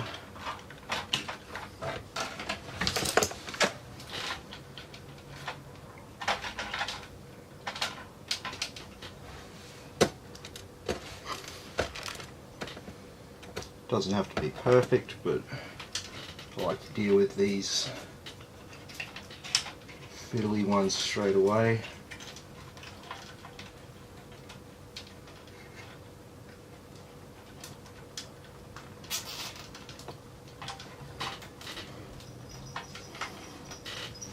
Okay.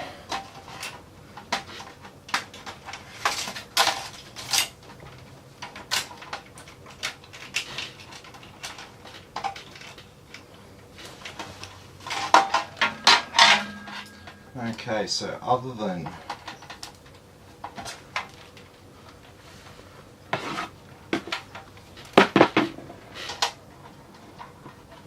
run this one along the top and down, the rest of these will follow the same path, I think. Double this back up on itself. That'll go in the same hole.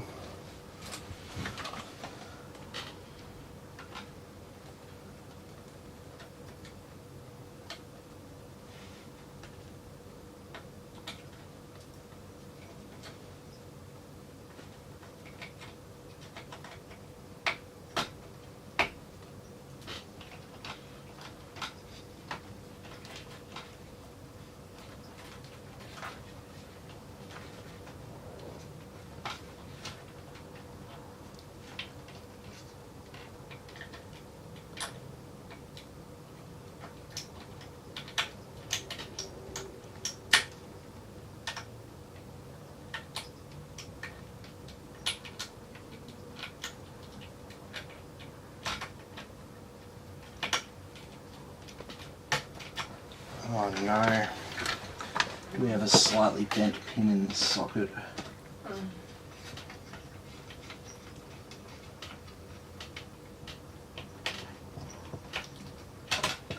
No, I had it.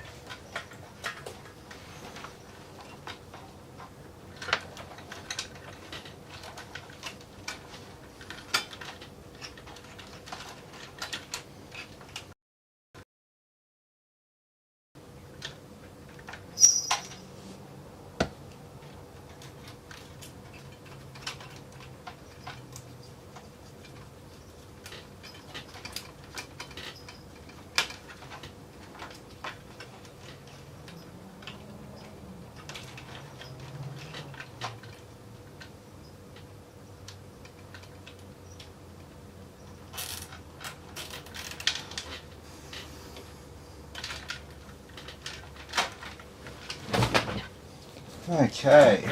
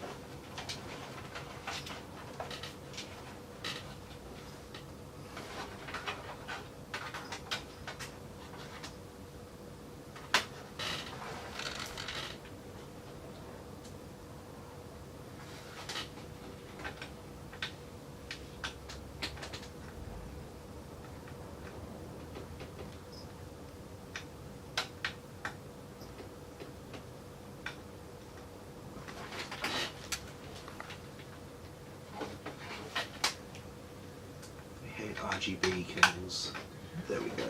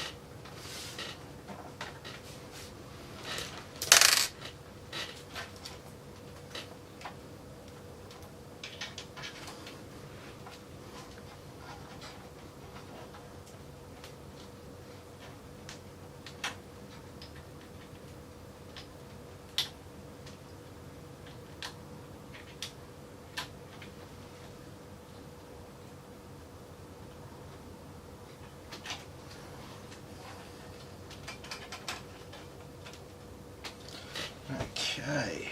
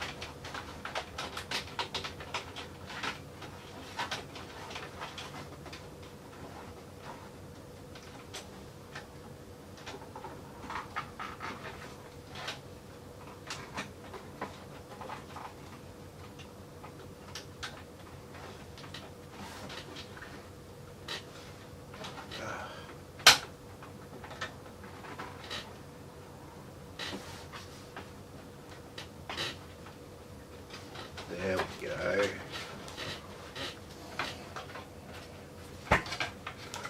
Look at that. Sweet as. I think my wife's falling asleep. I think my wife's falling asleep. Yeah.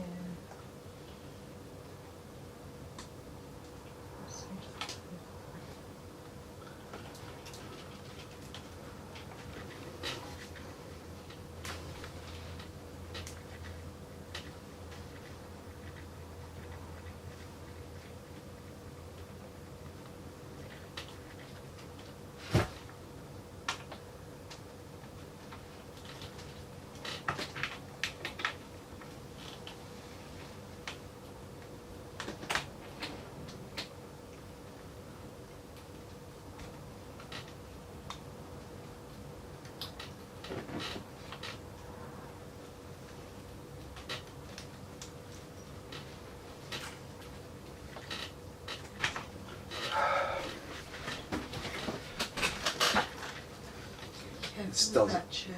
Yeah, I know.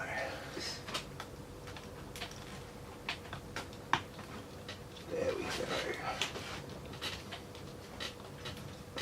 That +4 didn't want to go in. Okay, so we are pretty much at the point now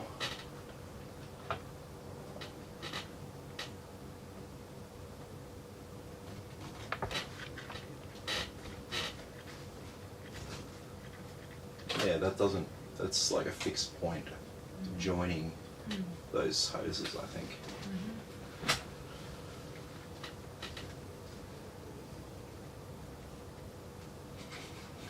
All right. Well, we are finally at that point where we can install our graphics card.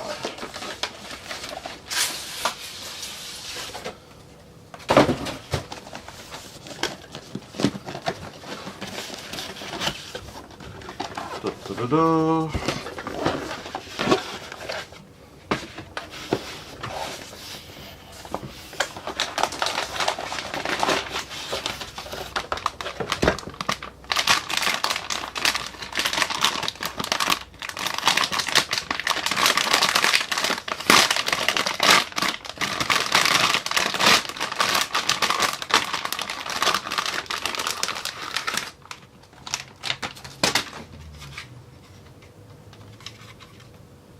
this is it.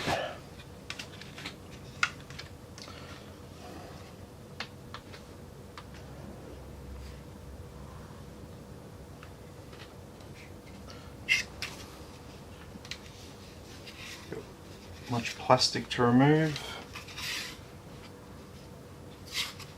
Just be a little bit over the fans, I would say. Yep. There's always plastic over the fans.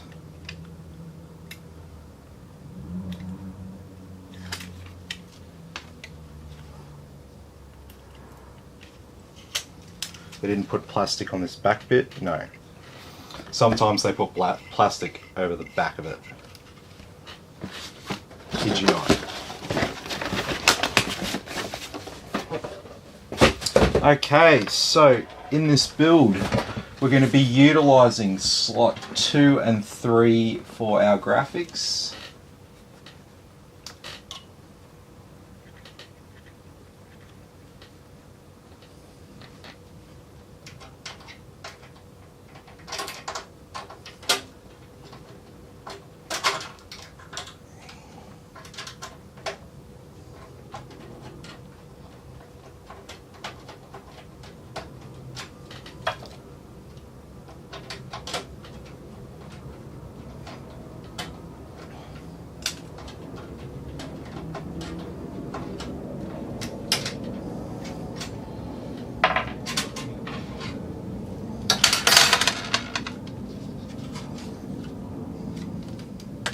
Alright, so we will insert our graphics card.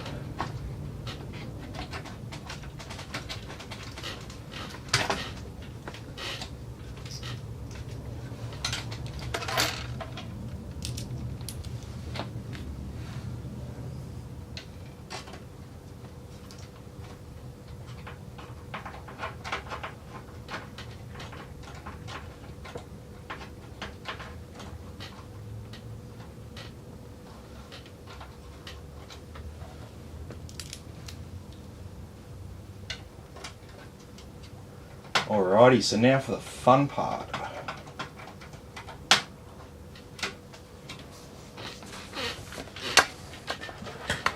So our graphics card cables.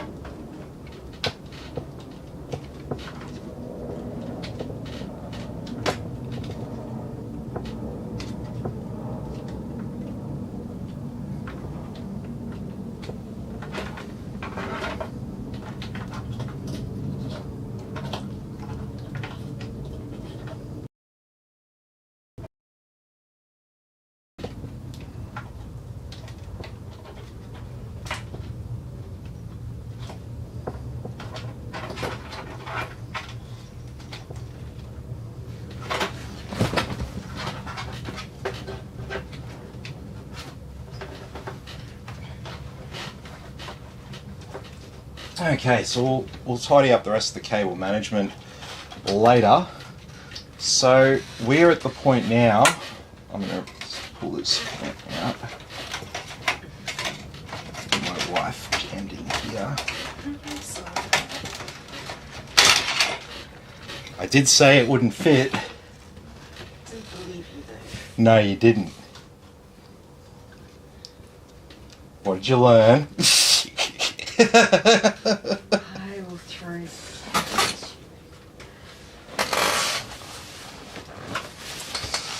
All right. Let's get this show on the road.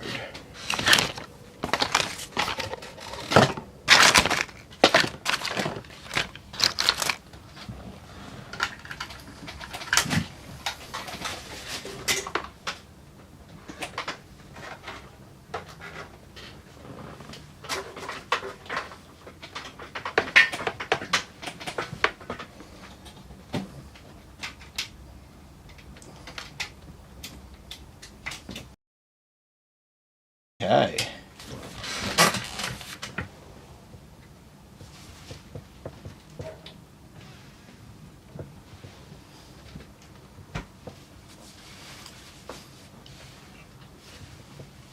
Moment of truth.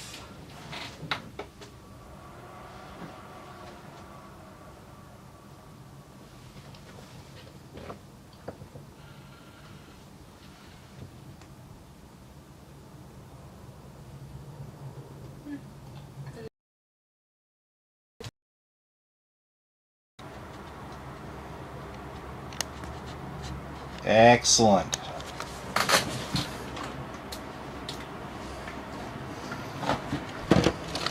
That is what I like to see.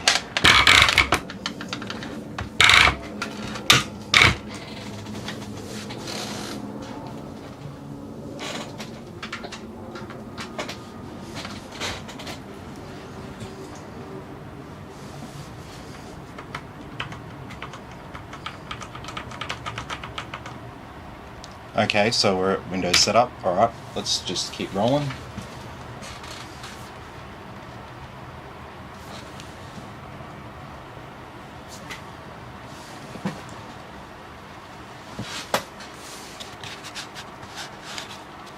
Oh, where's my mouse?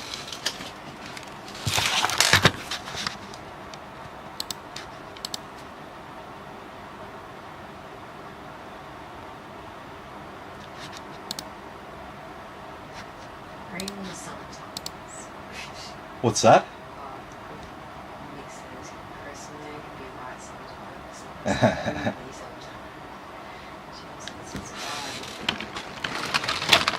sometimes. What's that? Yes, all working good, which is always good to see. So we will get Windows cranking. Now that we've got Windows cranking, let's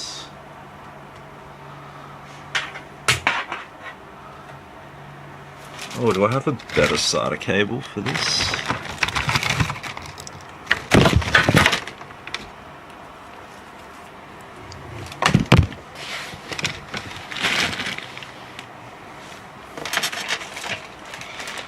I'll just open a new one.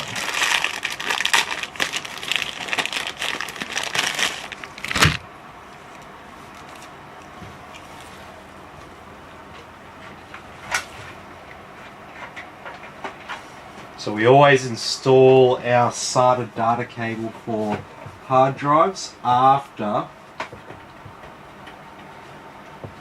we install our Windows operating system.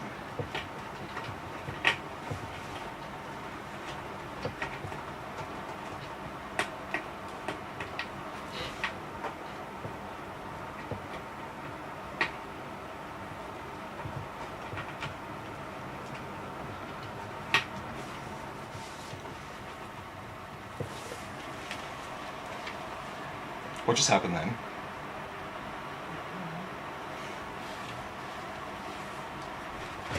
Did I hit something while I was fucking with it? I don't know. I wasn't paying attention. No.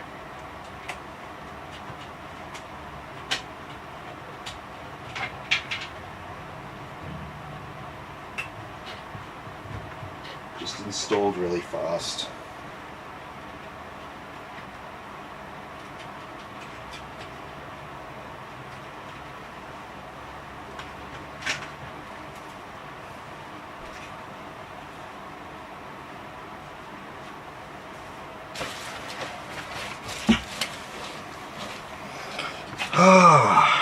Alright, so yeah, there's plenty of room to take some off the edges there.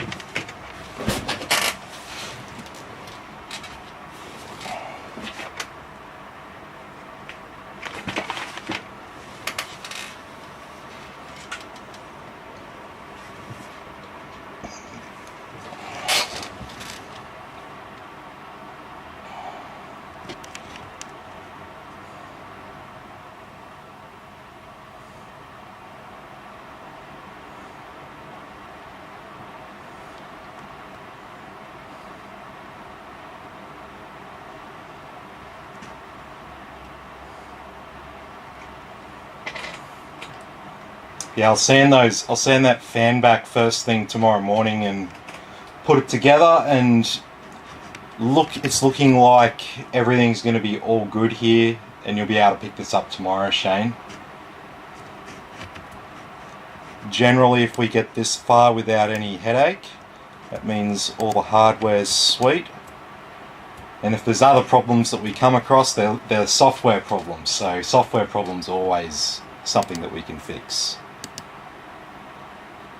We can fix hardware as well, but that generally requires getting a replacement part. So that'll obviously take a bit more.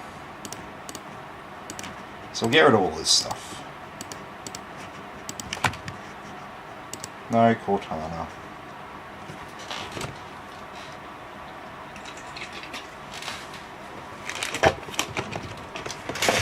Okay.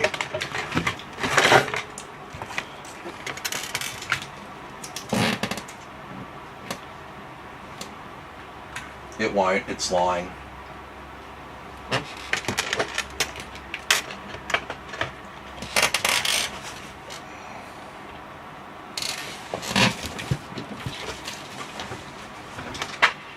I'll plug in some internet.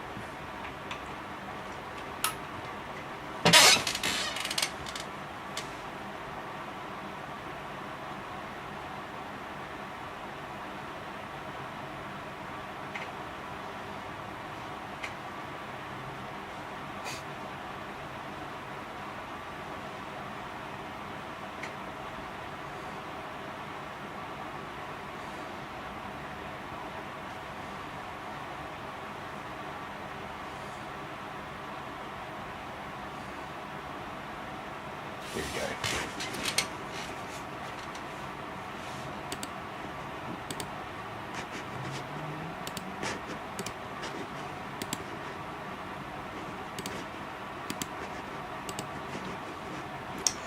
So we'll adjust the date and time quickly.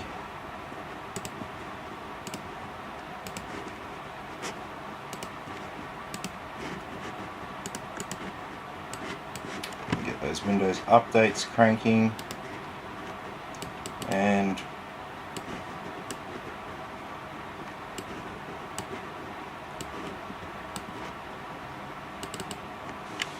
okay. This is a gaming computer.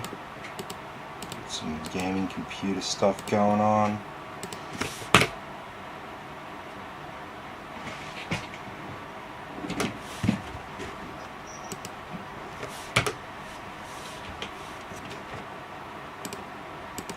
Alright, let me open that many at the same time.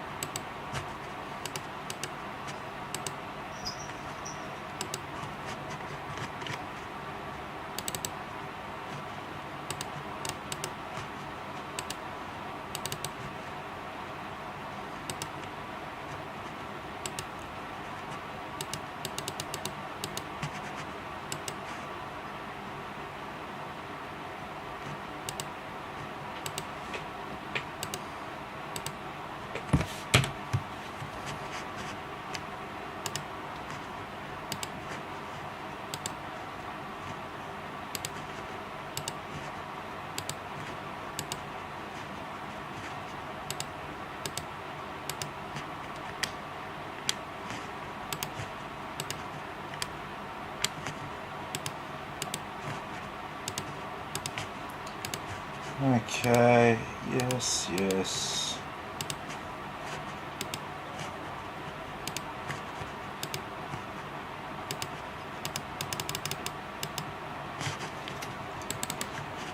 So open up hardware monitor while we're installing all this.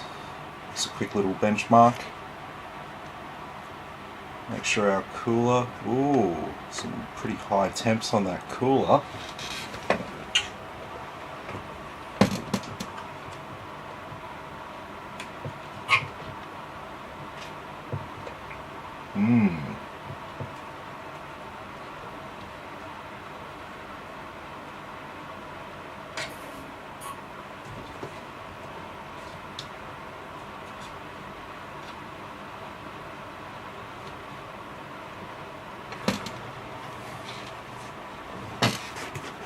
Well, that is certainly not good. We'll have to reinvestigate that mount.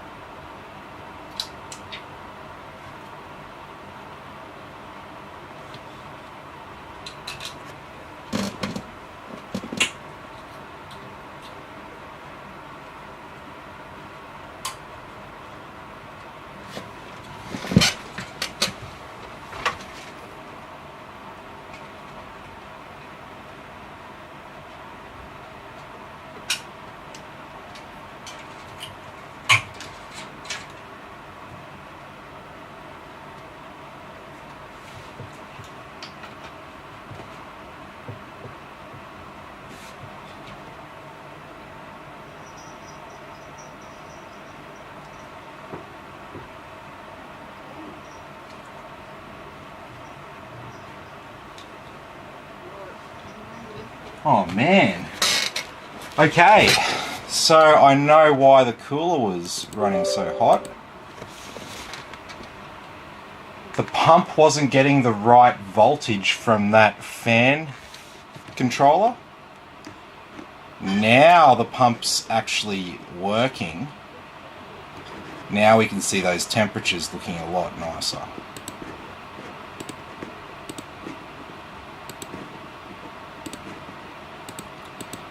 It's good fun when we find a problem and we identify the problem and get it sorted.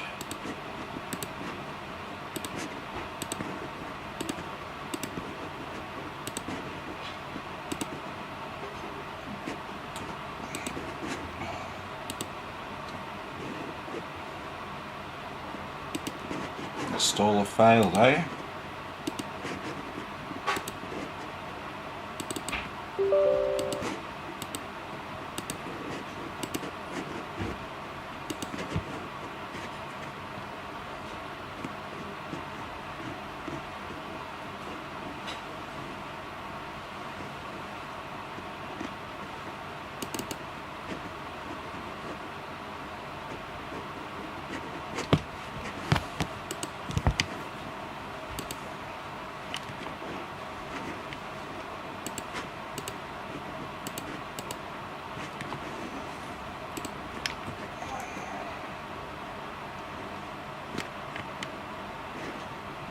Okay, that's all looking good. So let's set up our hard drive.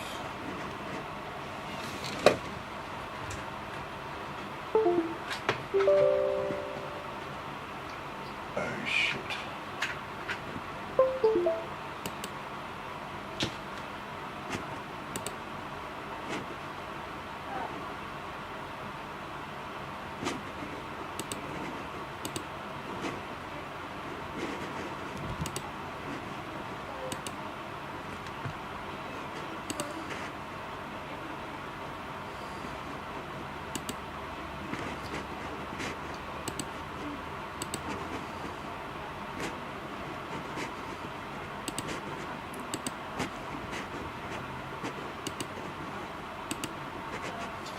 Okay.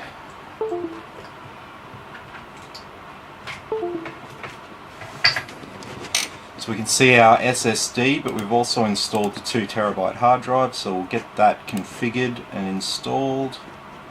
GPT, new simple volume, that'll be fine. Drive letter D.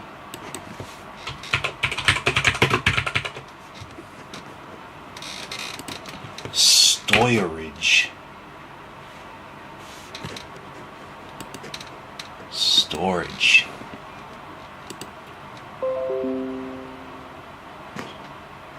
There we go, and there's our hard drive.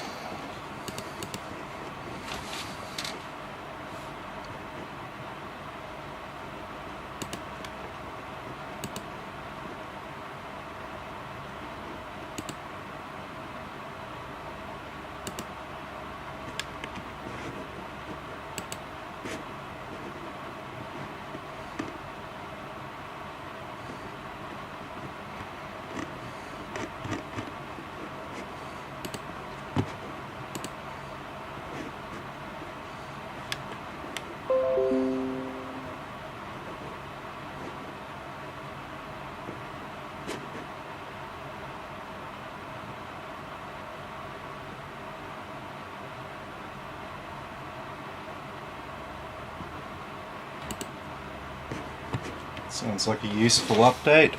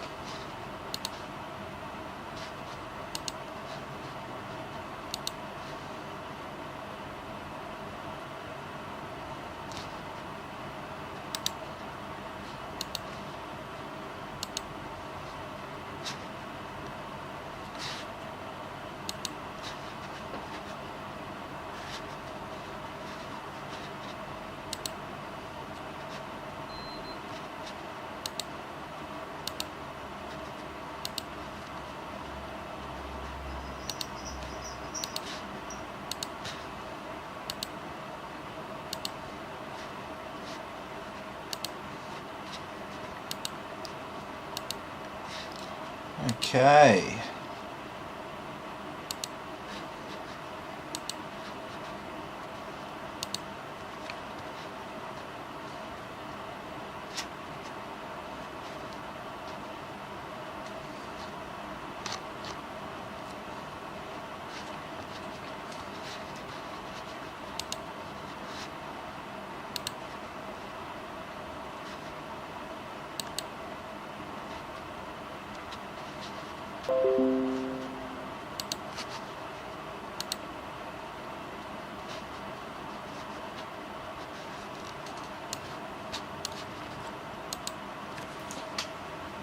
That fan controller wasn't putting out enough voltage to run the pump, and the pump wasn't even running at first.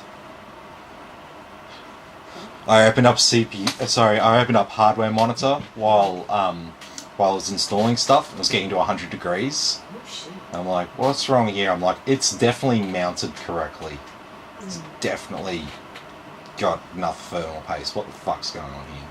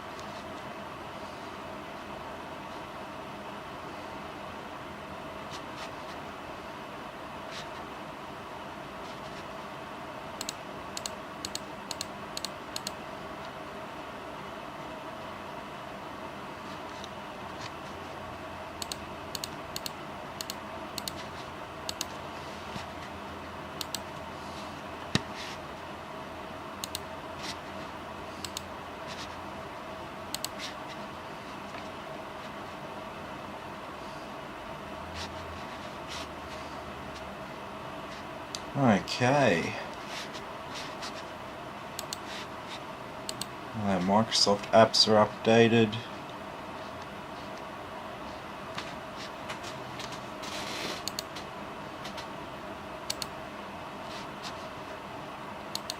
Well, that's going on. Let's see how she runs.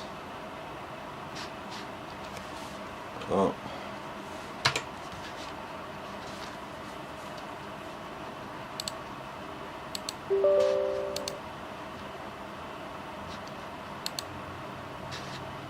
There we go.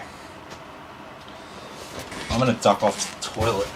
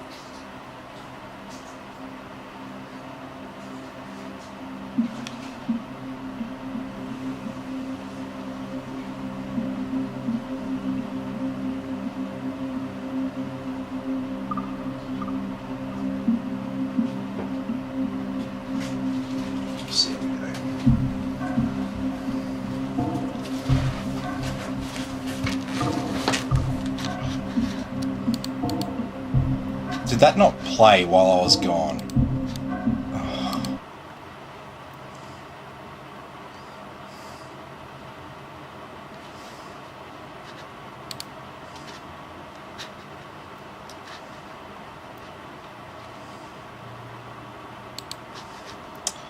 Sorry about that, if anyone's still watching. Nothing's going right for you. No! Having one of those nights.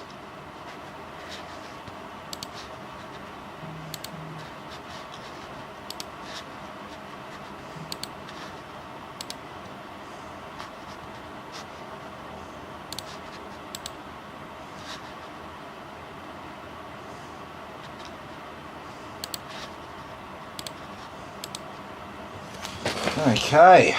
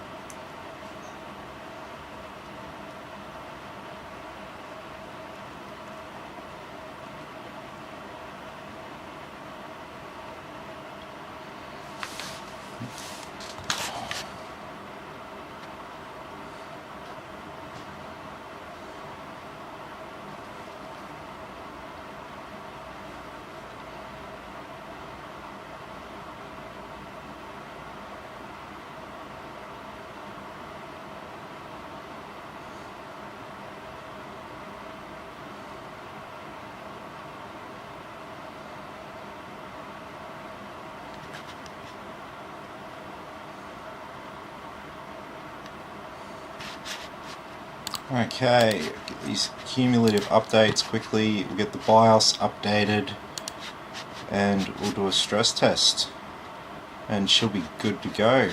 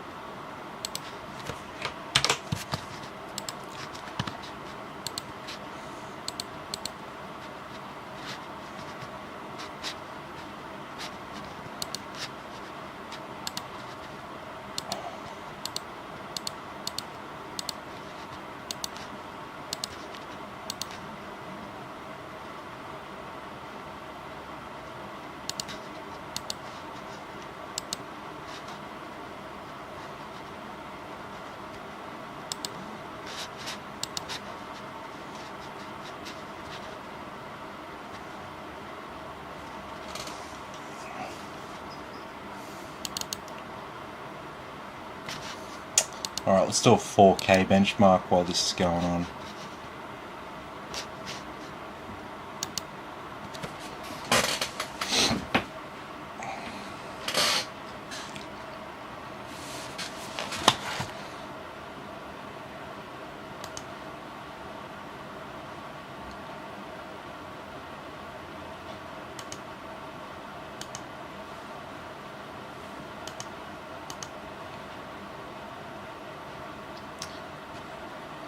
So whoever's just joined us, we're just about to do a 4K benchmark here.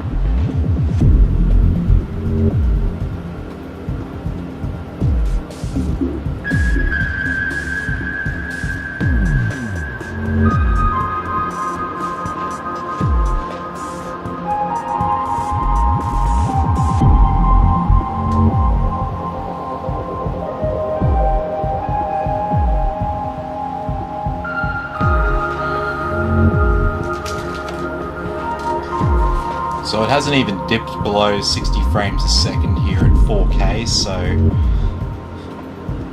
you can have a very good 4K gaming experience with the RTX 3070. And obviously it doesn't even stress out our CPU at all.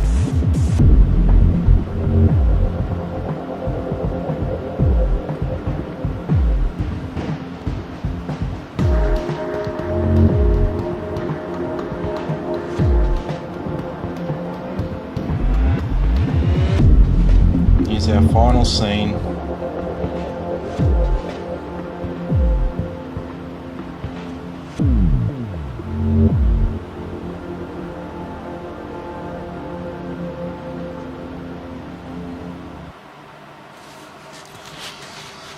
There we go.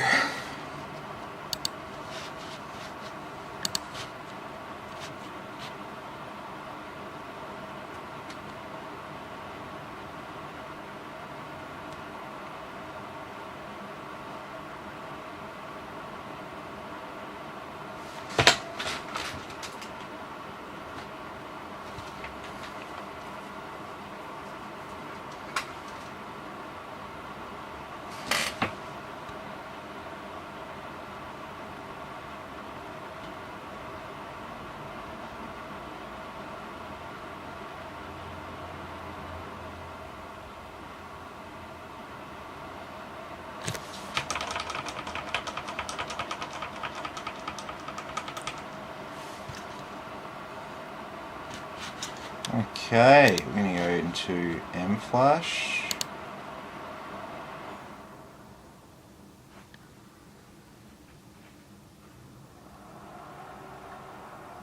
I'm going to update the BIOS. Seems like it's a pretty useful BIOS update.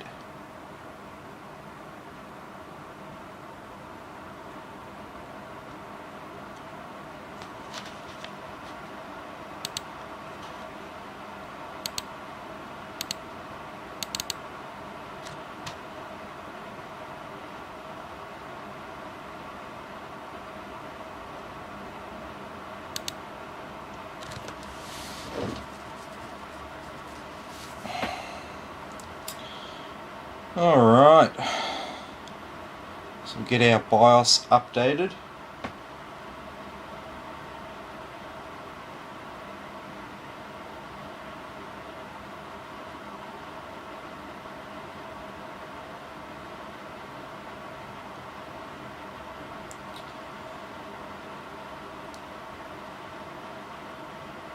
So you might be wondering what's flashing. What's that all about? So it's how we actually write data in a permanent way onto a chip. It's a different sort of chip than the other chips that we use in the system, so it's done a little bit differently. If you want to learn more about the in-depth differences between how data gets written to different chips, I suggest you look up the detailed description of it, because I won't do a very good job explaining it, because it's really complicated and there's a lot of background that you kind of need to make sense of it a lot of the time. I try to summarize things and simplify it when I talk about it on this channel, so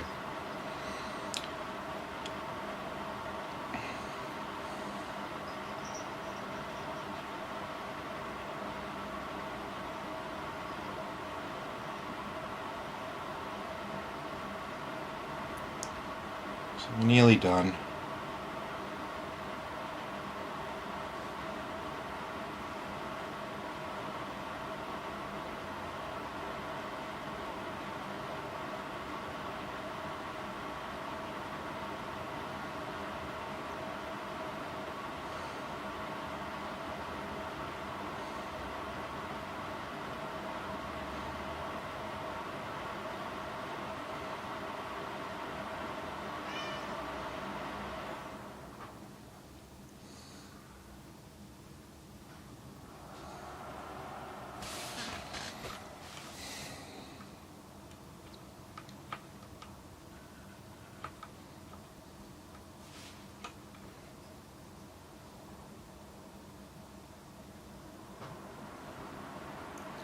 So once you do a BIOS update, you've basically got to set everything up again from the start.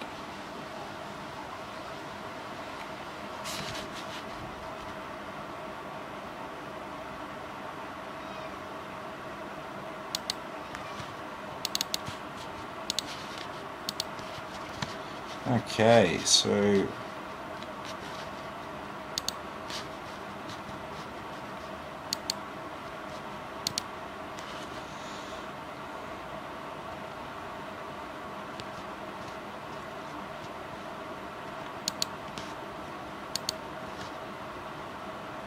yeah.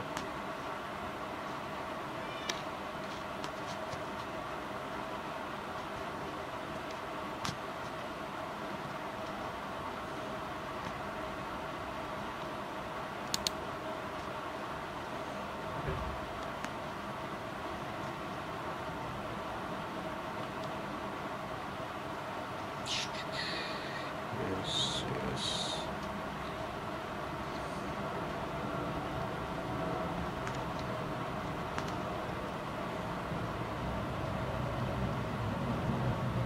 That's all fine.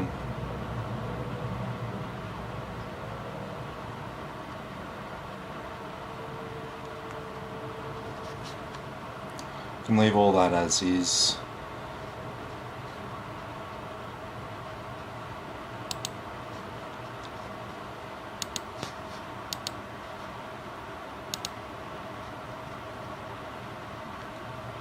There's nothing else I had to adjust in here, I don't think. No, we're fine.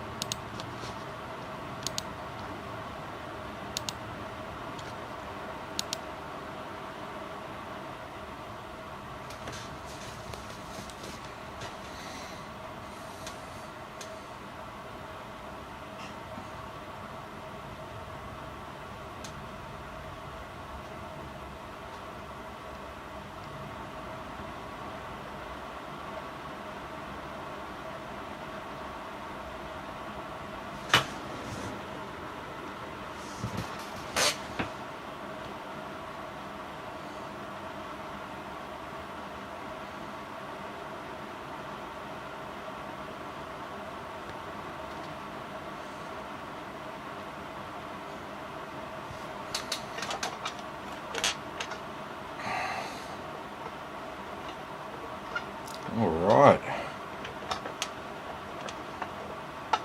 So we should all be looking good now.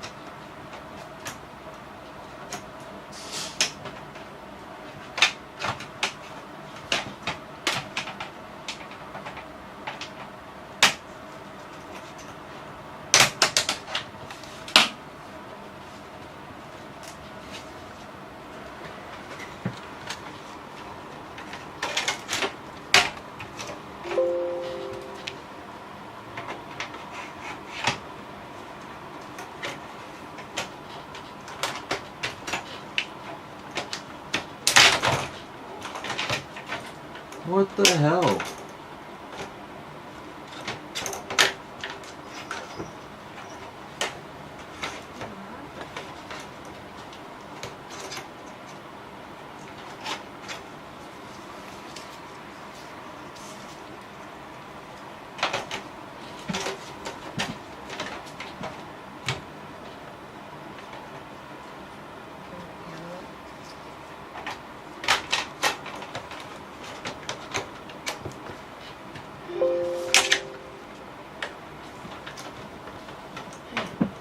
I'm fucking confused.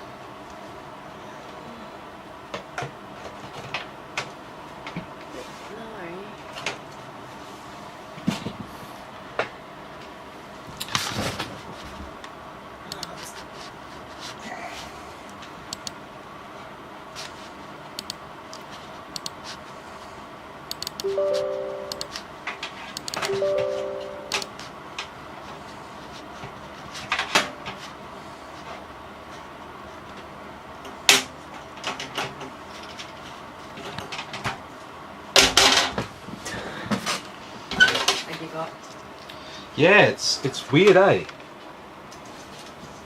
It's not just me, is it? Those two little bits down the bottom have got to go inside. There's two holes. Yeah, I know. It was a bit of a pain to get out.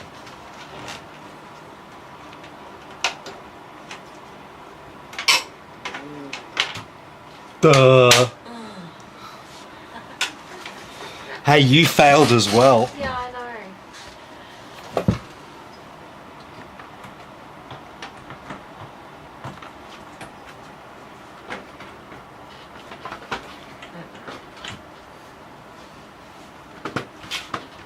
Leave the camera alone, dude.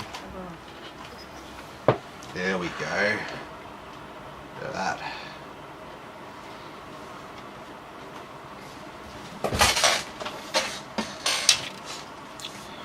Okay, so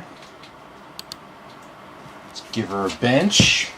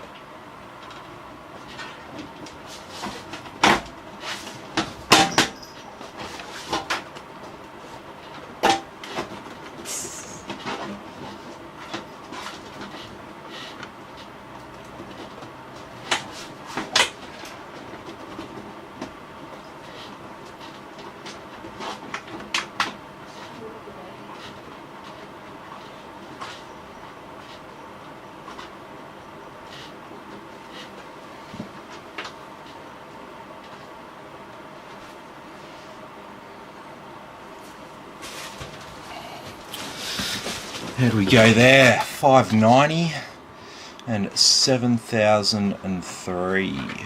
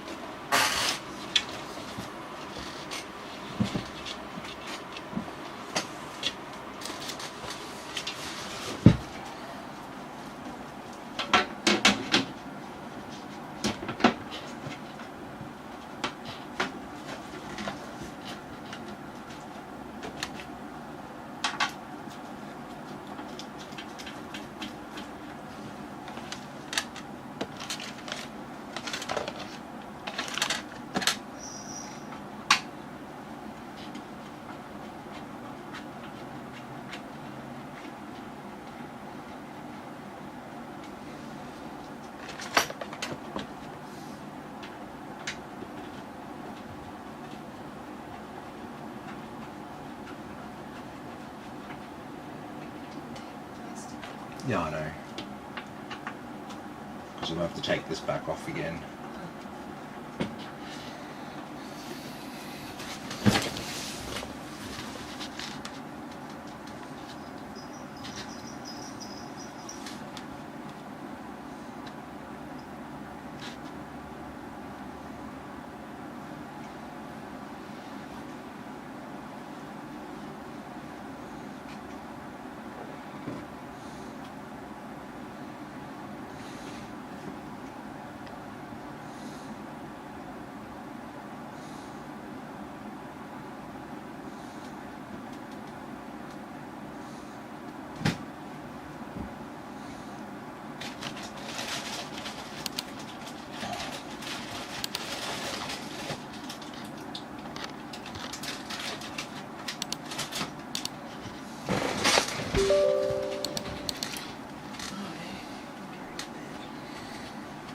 Night, baby.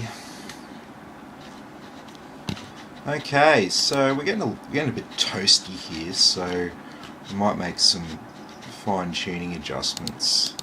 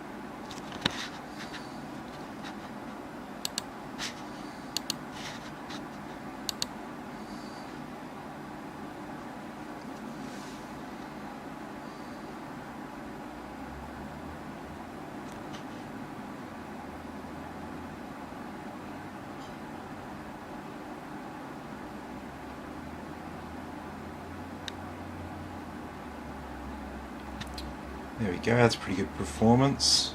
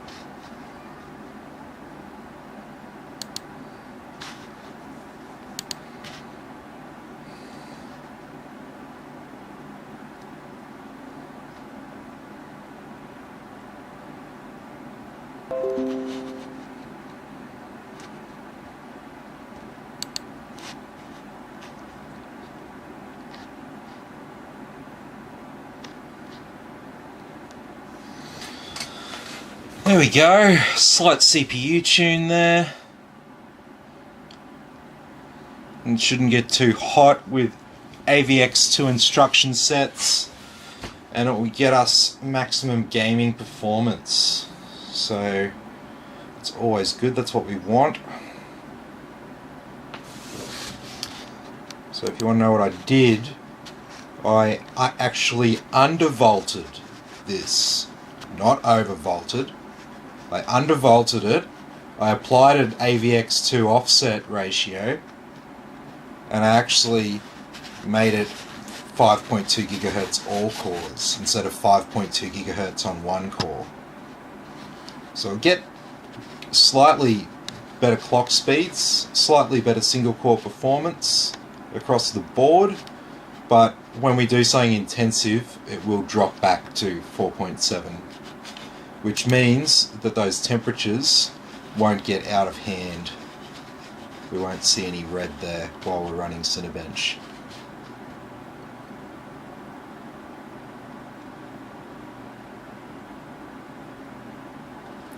Those 90s that we're seeing there, that was a spike. There was a sudden spike when I first went into the app.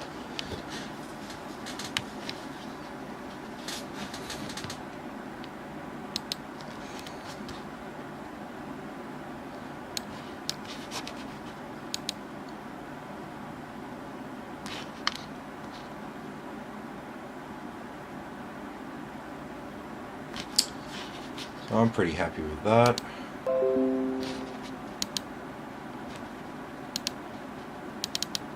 Might save that.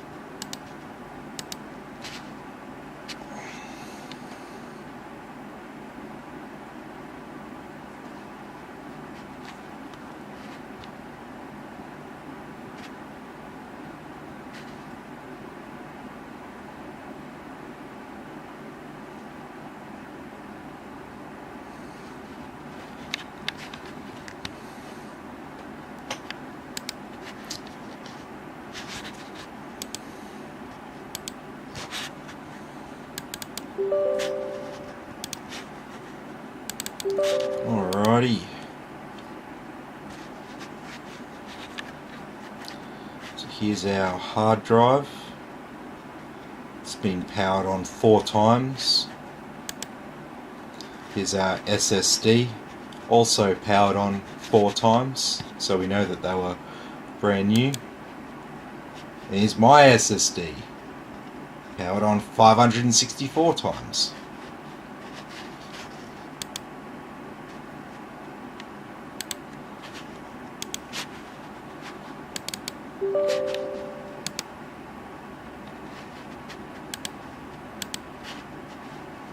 So let's test our read and write speeds for our SSD.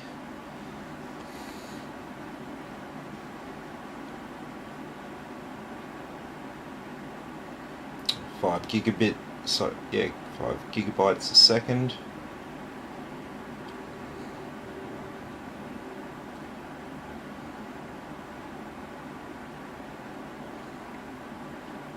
Six gigabytes a second.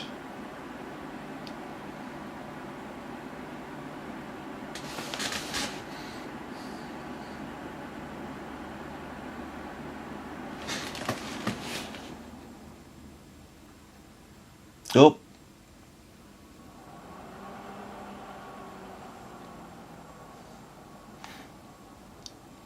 Looks like we had a crash.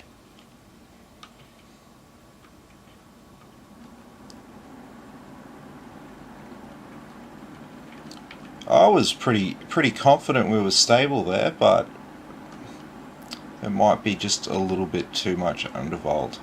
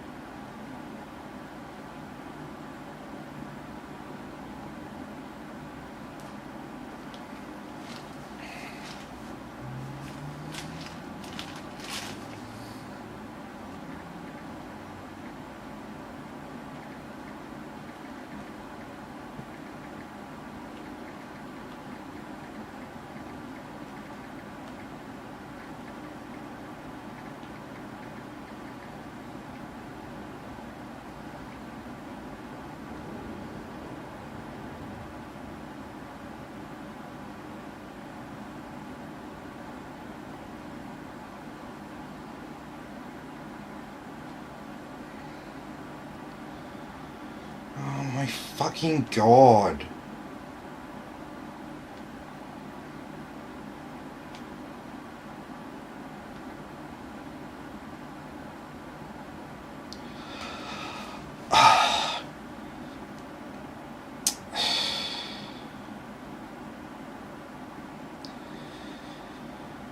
The short answer is there's nothing wrong.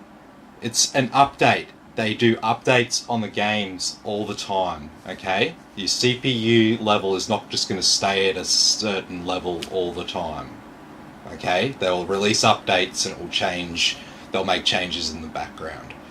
Windows could have been doing an update while you were gaming. There's so many reasons why that could happen. It's not a problem if the CPU has to do a bit more work sometimes.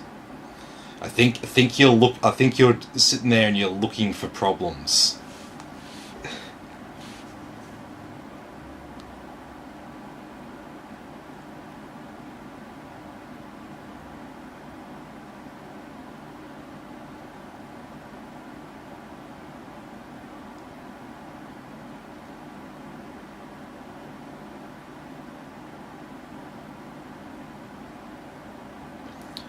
And yeah, when it boots up, the fans will ramp up. That's normal behavior.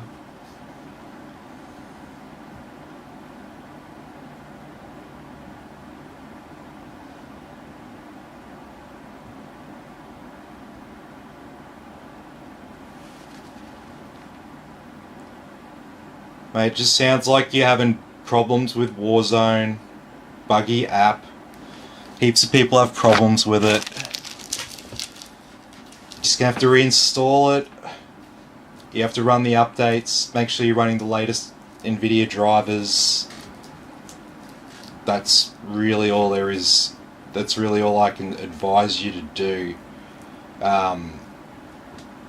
Yeah, none of the stuff about how much your CPU is using or any of that. That's not a problem. Okay, and that's not going to just stay the same. Okay, they're going to release updates all the time, and they're going to change things, and they're going to make it more and less demanding. That's just how games roll, unfortunately. So I get this all the time from people about, they're like, oh, my computer's doing something weird, and it's not their computer. It's actually the app. It's the game that they're running that's doing something weird. So I don't have anything to do with the game design side of things. So all I can suggest to people is, okay, so if you're having a problem with the game, try reinstalling the game. Blah blah blah blah blah. Try running the updates. If it doesn't work, restart the computer, then run the updates again. I can only suggest the usual things because I just don't know exactly what's in every single game update that gets released. It's just, I can't keep up with it all. So, they're going to release updates for all your favourite games, and from time to time there's going to be glitches, there's going to be errors. Yeah.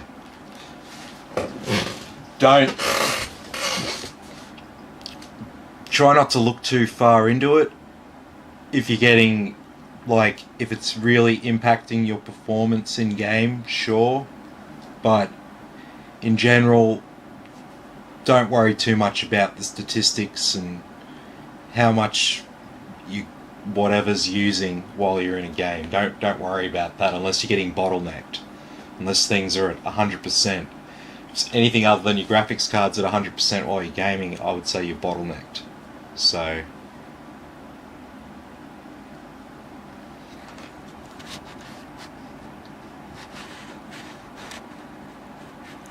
anyway, so we're back here. So I didn't like that. So what if I just do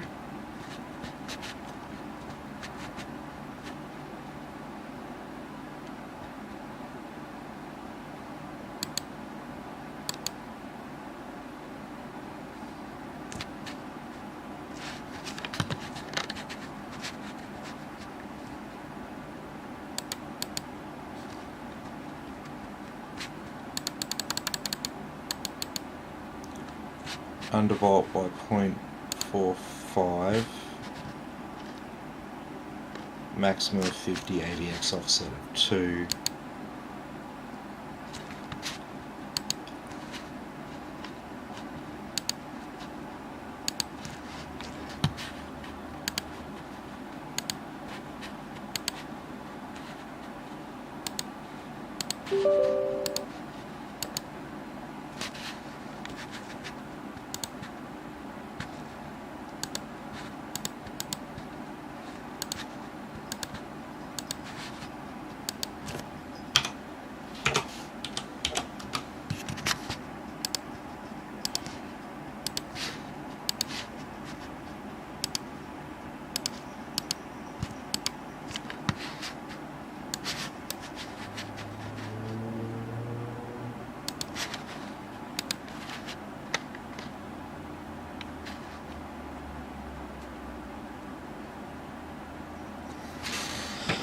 Okay.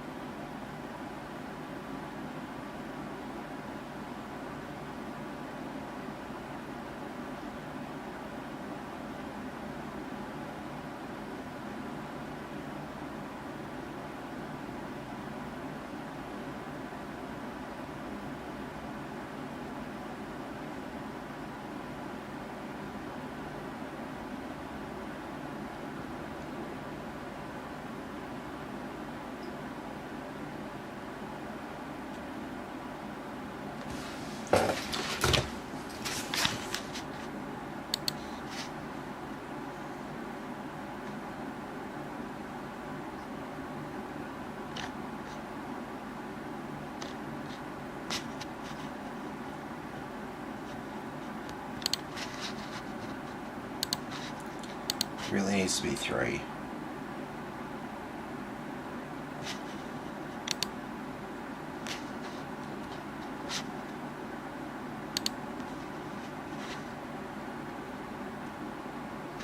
That will be significantly more stable.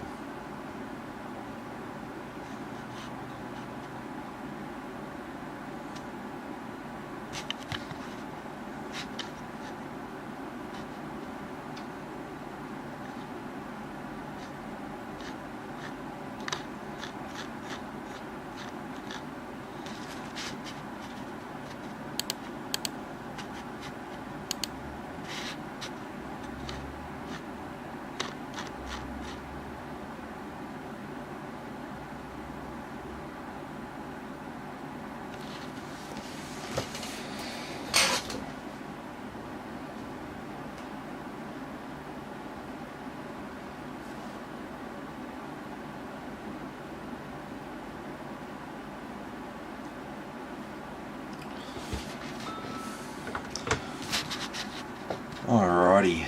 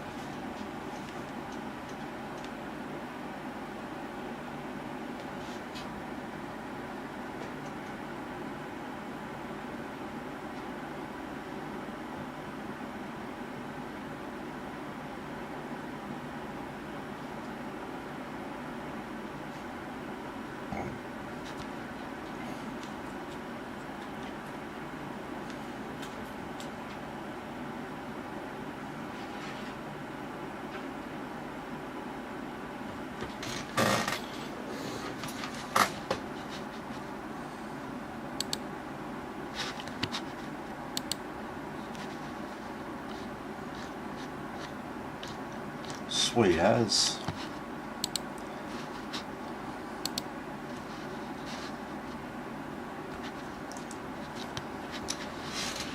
So yeah, I'm pretty confident that what we've done now will be stable. So why it failed before was just this voltage offset was just too low. I couldn't get away with the other clock settings that I'd keyed in with it being that low.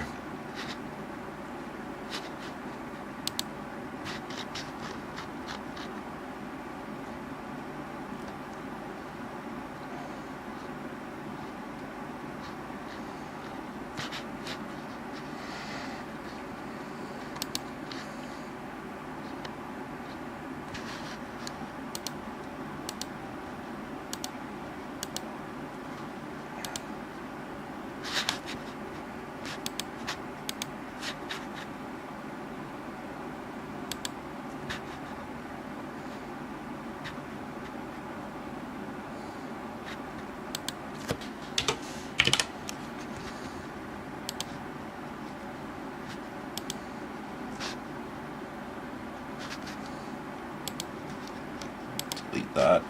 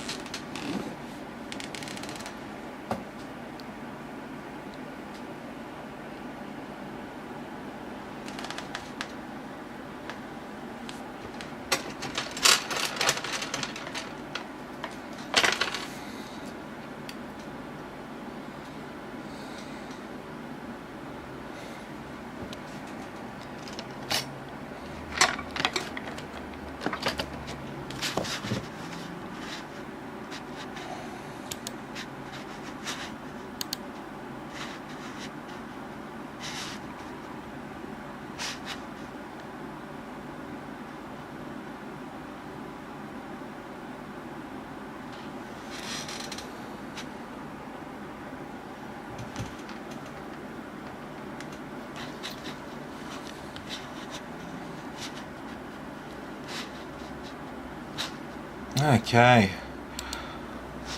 Well, this is gonna pretty much be it for tonight, I think, because, like I said, I'm gonna be fixing this fan tomorrow. We just gotta let this stress test run through. CPU's getting a little bit warm while we're doing this, but this is a synthetic workload. It's not gonna get this hot while we're gaming.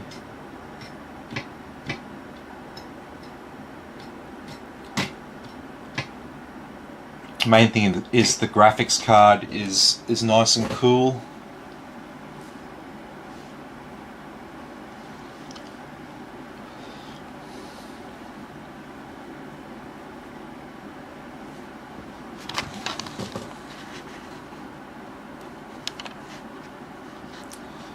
I'll tidy up this desktop quickly.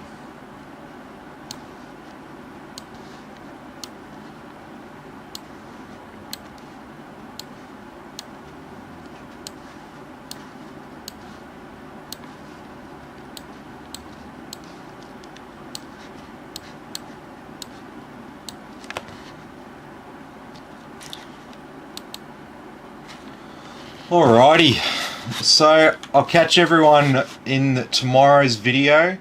So I've still got to fix up that laptop, and we'll have another build on tomorrow night as well. So yeah, lots of stuff coming up the next few days, so be sure to check it out, and I'll catch everyone in the next video.